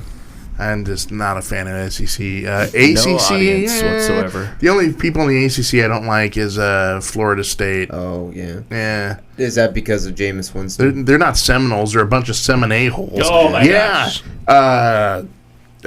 James Winston. Yeah, I just wasn't a big fan of him. Yeah, crab legs. Crab legs. Yeah, the guy's like, right. This guy is a starting quarterback of a historic institution. I mean, he is God on campus, right? Literally, he could walk on water in the student quad, and then he decides he's gonna rip off crab legs. He's gonna go to the store and steal crab legs. Like any booster ain't gonna give their right testicle not to give the guy crab legs under any circumstances. But no. I'm going to go to the local Piggly Wiggly and I'm going to, hey, you got the crab legs in your pocket? Are you just happy to see me? And I don't. Anyway, I'm done. Rant done. Crab legs. Okay. Crab legs. You feel better, Jason? I do. And then if we're going to go east, for some reason, I just don't like him as Rutgers. For some reason, Scarlet Knights, not a big fan of him. Ohio State. Ooh. Yeah. Yeah, not a big fan of those guys either. What's his name, coach, dude? Urban Meyer. Urban. Listen, if you're a coach and you got the first name of Urban, I'm gonna become a college coach, right? I'm gonna become a college coach. I'm gonna call myself Rural. Yeah. Urban. Yeah. My name's Urban Meyer. We're Ohio State. We are so. No, stop it. So just because you embarrassed us in the national championship, stop that. Yeah. Can we just end this by building community and throwing out one name that everyone's gonna hate and say Belichick? Right, Darth Belichick. I love Darth Belichick because he's like the Dick Cheney of the NFL, man. He really is. I mean, he's just like so. There's a hatred we can all agree on in football. Darth Belichick, yeah, he's the empire, but man, they're just so good. He just finds way after way. I mean, Tom Brady's 87, yeah, and he's still going good, right? Yeah. I mean, he's legitimately he's now the AARP spokesman. Yeah. Not really, but he will be. Can I ask you how many years do you think he's got left, Brady? Oh, Brady, he'll play. Let's see, he's 39 now, right? Yeah, 39. So I say he will play till he's 41. 41? 2 more years. Okay. Yeah. Well, we'll see. I mean, his wife. What's her first name? Bündchen? Giselle, right? Yeah, Giselle Bündchen. Dropped in just offhand in an interview. Just a week or so ago that he walks around the house suffering from concussions. Yeah. What do you know about that? Gee. So, Same with Drew Brees. I think. Yeah. He was like, I don't tell my wife because I don't want her to worry. Wow. Yeah. It's prevalent, man. So how that story fascinates me, and I haven't seen the movie. It's with what's that actor's name? Wasn't it the one Cuba Gooding Jr. or something like that? He's the lawyer and he takes on the NFL. Yeah, it's not. It's the other guy. It's Denzel. No. It's Fresh Prince from Bel-Air. Will Smith. Will Smith, thank you. Excellent. Sorry. Parents just don't understand. We're doing the best we can here. Yeah. Well, I think it's Will Smith. It stars in that, I believe. He's the Fresh Prince. Yeah. And so, I saw a movie about the lawyer who takes on the NFL. I wonder about that because that just keeps sneaking in the news, and then when you have like Bündchen mentioning it offhand and these guys, it's not just career wrecking; it's life wrecking. Are you guys talking about Enemy of the State? Yes. No. That's a movie with Gene Hackman. No. We'll look it up. Right. But I mean, is that okay? not being a huge NFL dude, how is that going to affect the NFL moving forward? Because It's not. Maybe just a lot of they'll play lawsuits, football though, a with lot no of tackling. They Yeah. just won't tackle each other. They'll just touch. yeah, that's not going to happen. It'll be flag football. Because okay. Yeah, flag. It's gonna be flag football. Listen, to me, football. Everyone says football is a contact sport. Football is not a contact sport. Football is a collision sport. I mean, you got guys that are 6'5", 6'6", that can run like a 4.5 40, who are like freight trains. Yeah. And I mean, the human body can only take so much trauma for so long without having, chronic problems. And it is what it is. I mean, you can try to limit it through, the concussion protocol, lessening the amount of, full on contact during practices and so forth. But I mean, the beast is the beast is the beast is the beast, right? I mean, it's the nature of the game. So I mean, The name of that movie, yeah, Will Smith. yes, Hold on to it because it's Okay. really hard to remember. It's called Concussion. Concussion. 2015. Okay. that's why we didn't remember it. It was too obvious. Yeah, doesn't he play Produced by Ridley Scott. Yeah, Yeah. Has Alec that's Baldwin good. in it. And some other people. Very good. Paul Reiser's in it. But yeah, I mean, NFL's a multi-billion-dollar industry. You're not going to. I mean, you can only try to curtail it. I think where the NFL dropped the ball for years, and they're only just now starting to actually come around, is they need a full lifetime health and a pension. Right. For these guys. Well, I think that's why I'm bringing it up. It's like they're not going to stop the game, but your point is that they need the full lifetime health care. I agree. Because you always, especially in the 90s and the early... Which means all Americans at some point are going to try to play professional football to get that health care. little Or Bobby. become a senator. It's a motivation. Ooh. Yeah. You'll have rock star health care. Oh, no kidding. Anyway. Anyways. Any other sports things going on? Shoot. I've got a big one. What's up? Well, it's Memorial Day weekend, which totally caught me by surprise. So Monday is Memorial Day. So what big sporting event happens on Memorial Day? Shifted into high gear, the Indy 500. That's right. Indy 500 is coming up, and I've got the positions here. Okay. Scott Dixon, Turn left. number 1. Yeah. Rank, car 9. Yeah, I just pulled down the list here. And we've got, I haven't been keeping up much on this, but for the first time, Formula One star Fernando Alonso is there's a driving star's his, name for you. is driving his first Indianapolis 500. So Gotcha. Hey, you know From Formula One. my favorite Indy driver is? Who's that? Ricky Bobby. Ricky Bobby. I'm coming for you, Ricky Bobby. You got me for a split second. I was like, Ricky Bobby. Oh, Talladega Nights. Right, yeah. Ricky Bobby. Shake and bake. Well, here's a name from our past, Yeah. Jason, that you will recognize. Ooh. Meanwhile, at the Indy 500 this year, the pre-race ceremonies will serve as a tribute to AJ Foyt. AJ Foyt. On the 50th anniversary of his third Indy 500 victory and the 40th anniversary of his record-setting fourth, he won a lot of Indies. Right. It will seem like a goodbye, though, if the 82-year-old's health continues to improve after his wintertime stem cell therapy. That goodbye will be premature. This is according to ESPN. Nice writing there, kind of writing him off. But so there's going to be a big tribute to AJ. Nice. There at Indy. Nice. I can't remember how many he won, but it was several. He was a force, man. Yeah, he was a force. Yeah, I used to when I was a kid. It was like every year it'd be AJ like Foyt. it would be AJ Foyt, the Unsers. Yes. Mario Andretti, who who had a connection up here with Hannah Racing Team. That's right. Who else do we have? AJ, a few other guys. Bobby Seavers. I don't know. So we'll see. Yeah. I don't even know how fast they drive now. Should look that up.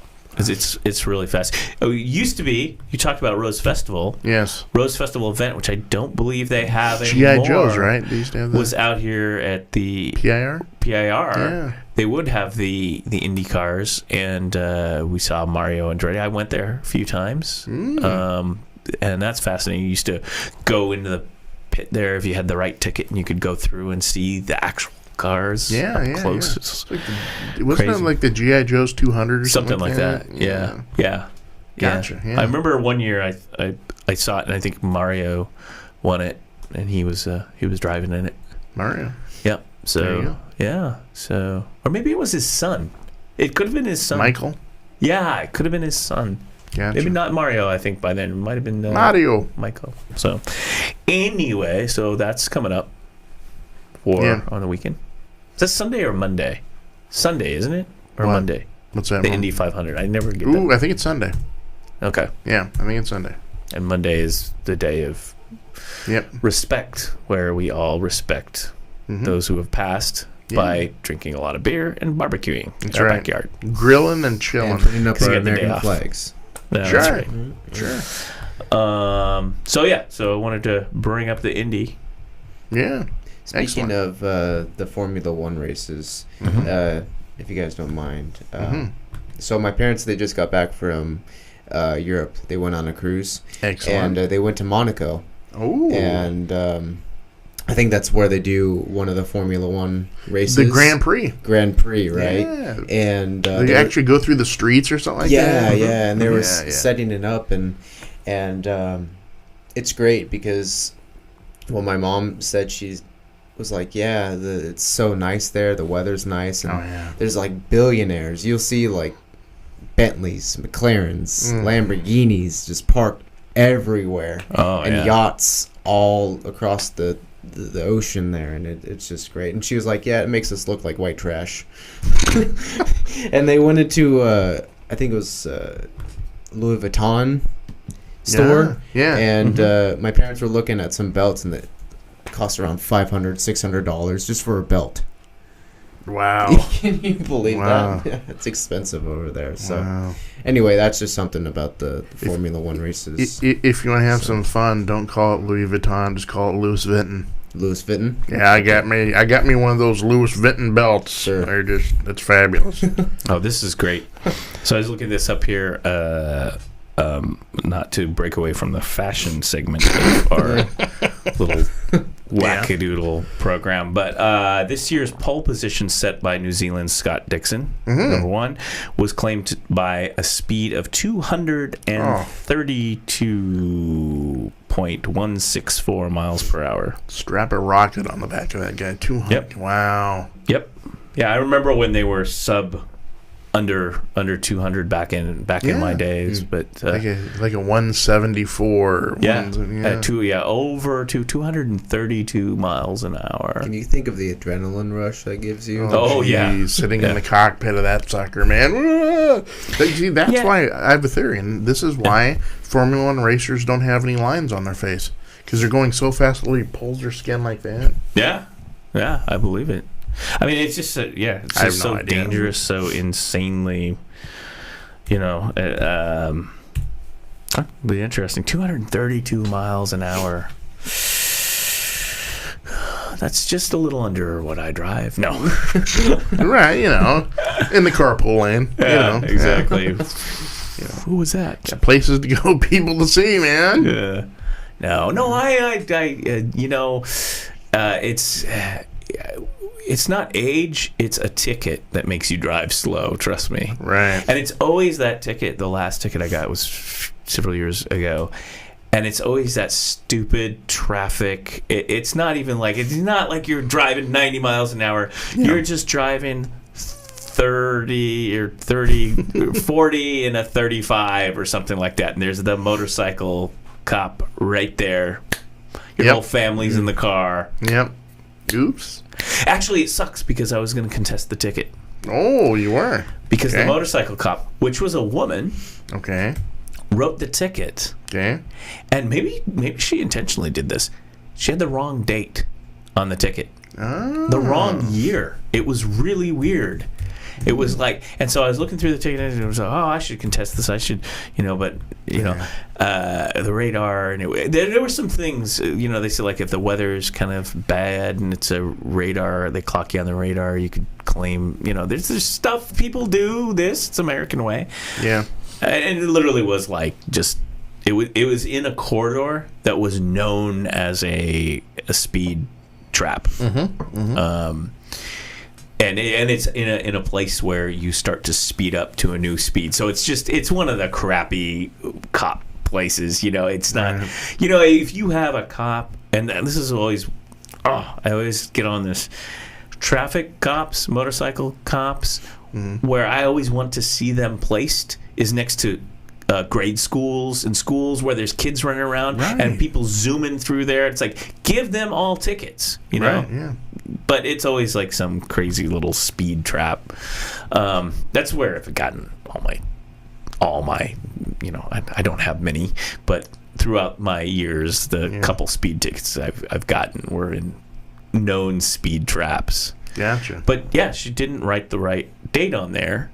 And so I went down to the courthouse and I was going to go, okay, yeah, I'm going to contest this. And oftentimes if they don't even show up, they just let it go, right, which is a good possibility. Yeah. And so I'm like, I'm ready to go. I got my traffic court date, which is, ready to go. And then all of a sudden, I'm interviewing for a new job at work, and that's the only day I could catch this one guy.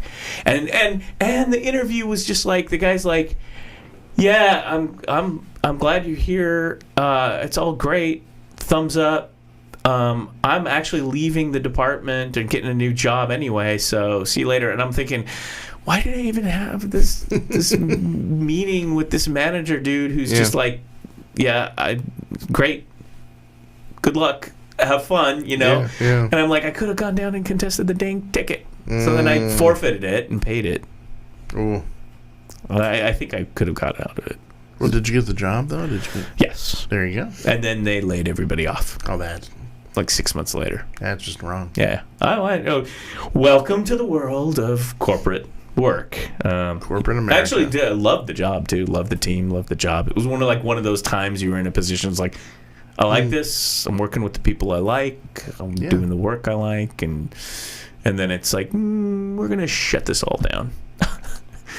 And we're going to have layoffs. We've never had layoffs in our company before, but we're going to do it now. Why?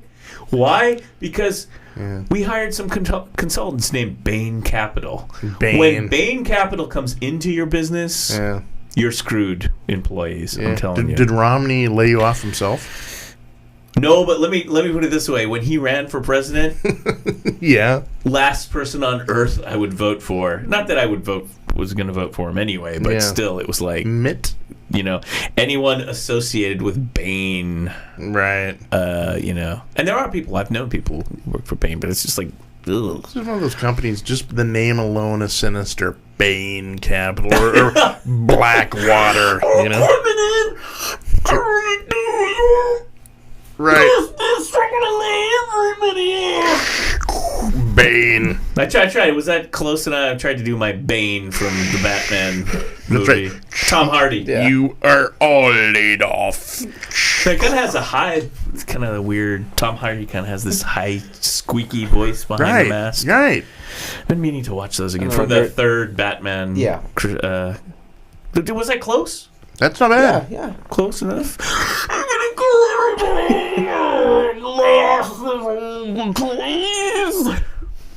And then Christian Bale comes in and it's like, I'm Batman. I'm gonna kill you. That's right. Morgan Freeman's just like, hey, Mike, we have that Batman mask up there. You could actually you could put the cowl on. There is a Batman mask here. Yeah, because one of these days, Bane was one of those guys when he talks, you never know what he said. You're like, So it's almost like he was telling you you're going to die, or he was giving you a recipe for really cool coleslaw. I mean, I don't know. That was Tom Hardy, Bane. I believe. Tom Hardy, who's he's an amazing character. Like, if you see some of the stuff he's done and action in films, it's like you're like, wow, that's the same guy. Because he, one of the big recent, I mean, he's been in other movies, but one of the big recent ones that I saw that I remember was he was in the new Mad Max, The Fury Road. That was Tom Barely Hardy. said anything. Yeah, he barely says anything in that. That's right. Well, he's pretty much. I love Fury Road because pretty much Tom Hardy's job in that movie. Yeah. Because he's Max, right? He's the reboot of Max. Is to be drug around by Furiosa, right? It's just the complete like, I'm a woman and I'm gonna get my revenge on a man, and you're gonna be just drug around, dude. You know. And Charlize Theron, she was really good in that. Hardy is gonna be in Dunkirk. Yes, that's right. He is. I'm excited going to be in for that movie. Yeah, he is. Good point. I saw him in there, and I'm like, I'm always like, he's always going to turn in something good. But Bane was an interesting character. One of the first movies I ever saw him in, and I never even knew it was him. He was in the last Star Trek: The Next Generation movie, Nemesis. He was the clone dude from the Romulan. The weird dude. So it was really weird. He's been in some other things too. Inception. I was just going to say, I saw that not too long ago, about 6 months ago. I was like, oh, you should watch this. It's really good. And I was kind of like, it's okay. Was that a Christopher Nolan? It might have been. Probably. Yeah. I was just sort of like, okay. You know, it was a little far out, and I don't know. It was a good movie. Christopher Nolan. Yeah. Gotcha. Yeah. See, Inception. Yeah. It's the I movies. He does the Batman stuff, and then it's Inception. Yeah. And it's the Interstellar. You know. Mm-hmm. And both those movies, I was kind of like, okay. You know. I mean, I think they're okay, but they didn't just grab me by the pants and go, this movie, right? Yeah. You got to do the Bane. This movie. That was it. Anyway. You know what would be great? It should be in a Star Wars movie. Yeah, if you had Bane and Darth Vader pull into like a McDonald's drive-thru. What can I get your order? Double cheeseburger. He says large fry. So I don't, there is in the Legends I could do this forever. This is great. In the Star Wars, in the Legends, there is a Darth Bane. There's actually really, Darth Bane. Yeah. Really, yeah.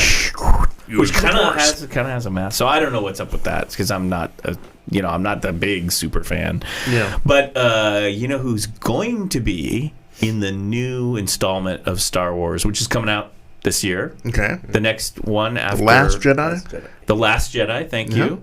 Where we actually get Mark Hamill to talk. We hope now he does actually. If you look at that, there's a trailer out there.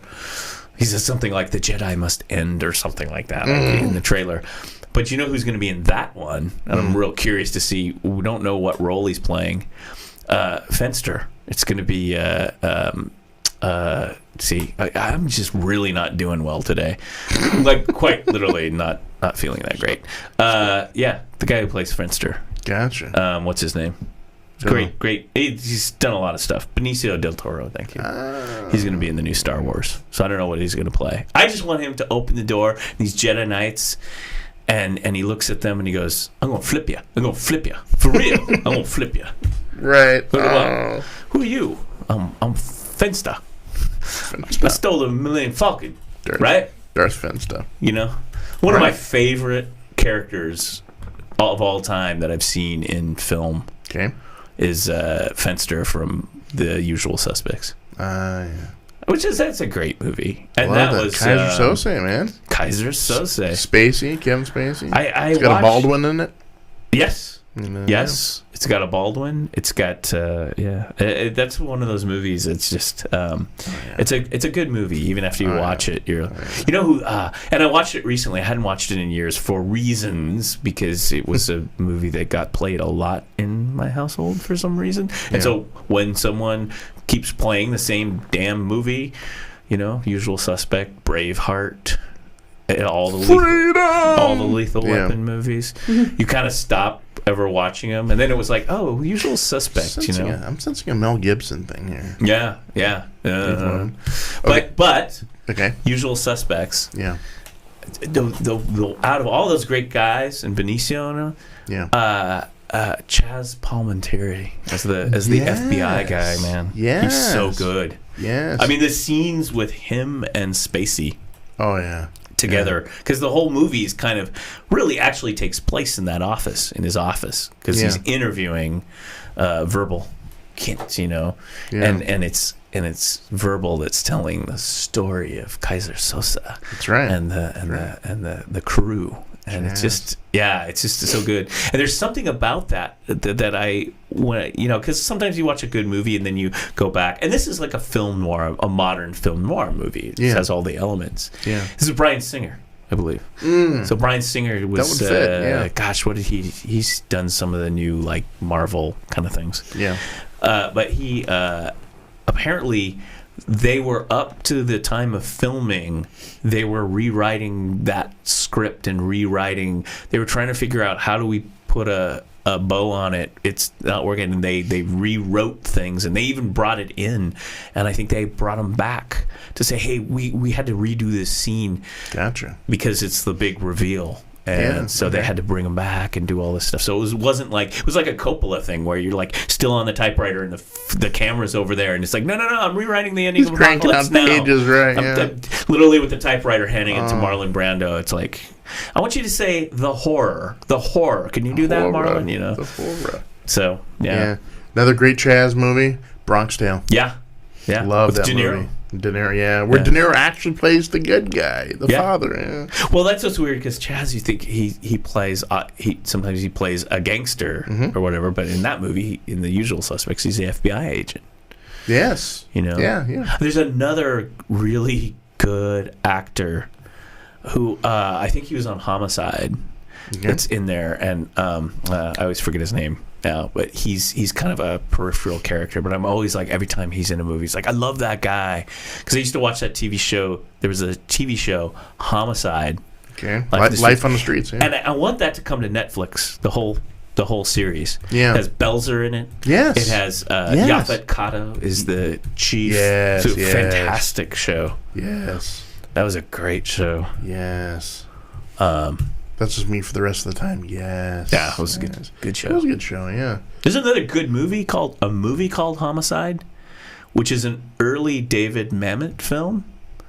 And it has Joe Montana and the other dude, and it's set in New York and has an interesting thing. It's kind of, I want to say, kind of the Jewish mafia kind of thing, because there's a whole thing about the Jews in New York, and then the underworld, and it's a Mamet movie. Arnold Rothstein. Yeah. So anyway, you know what my guy is? You're talking about the guy from Homicide. Mine is Oliver Platt. I'm a huge Oliver Platt fan.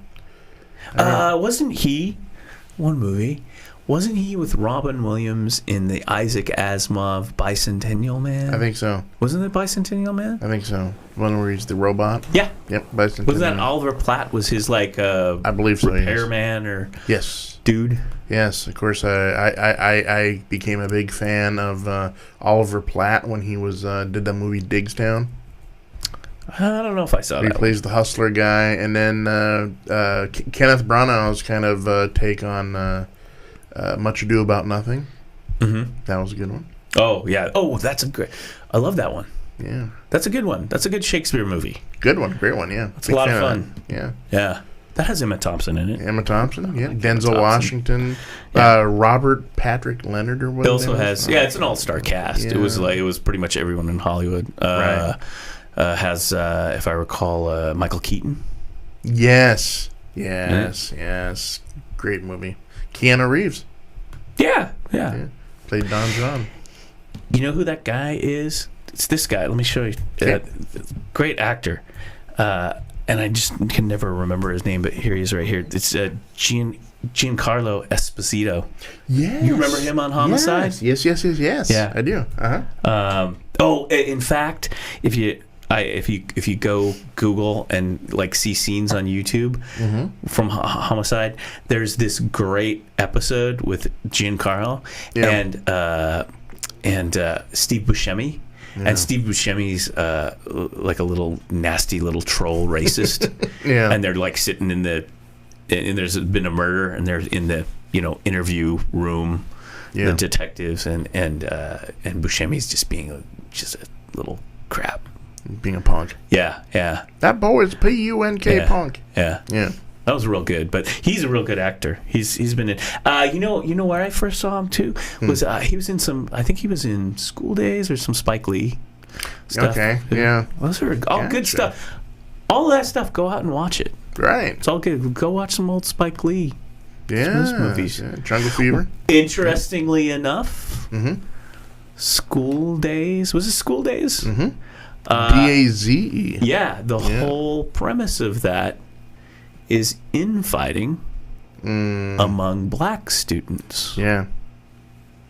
Community. Right. Building bridges. Yeah. Coalition. Fighting ourselves rather than fighting the man, so to speak. Right. And we all know the man who's man. up there. Right. It's all for all of us. We just need to build the community. Rage against the man.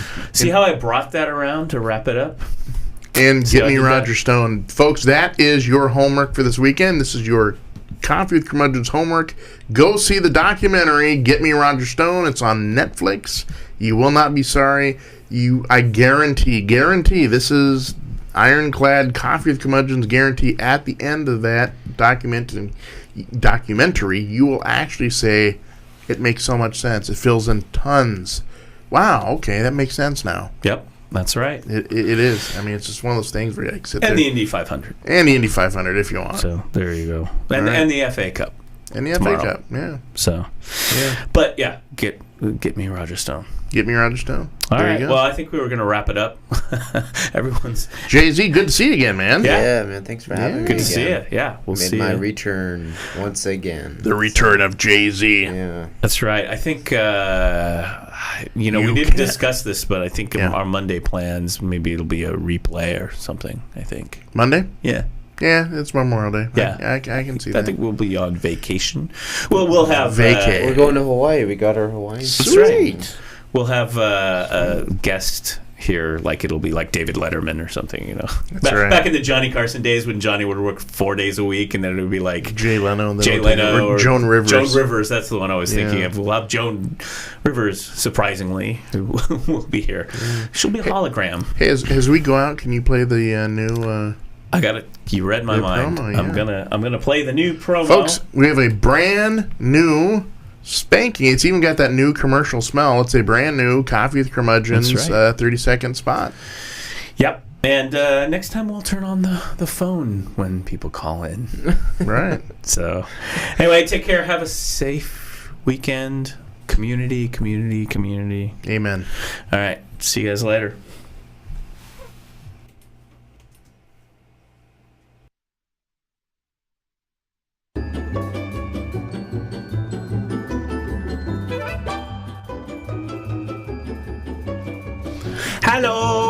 Hello. Welcome to Coffee with Curmudgeons. Yes. One looks at it. Here's the letter. It's like, whoa, I'm fired from the FBI. He thought Special Agent Jenkins was messing with him. And so he's like, that's it. Oh, Jenkins, you got me good. Jenkins.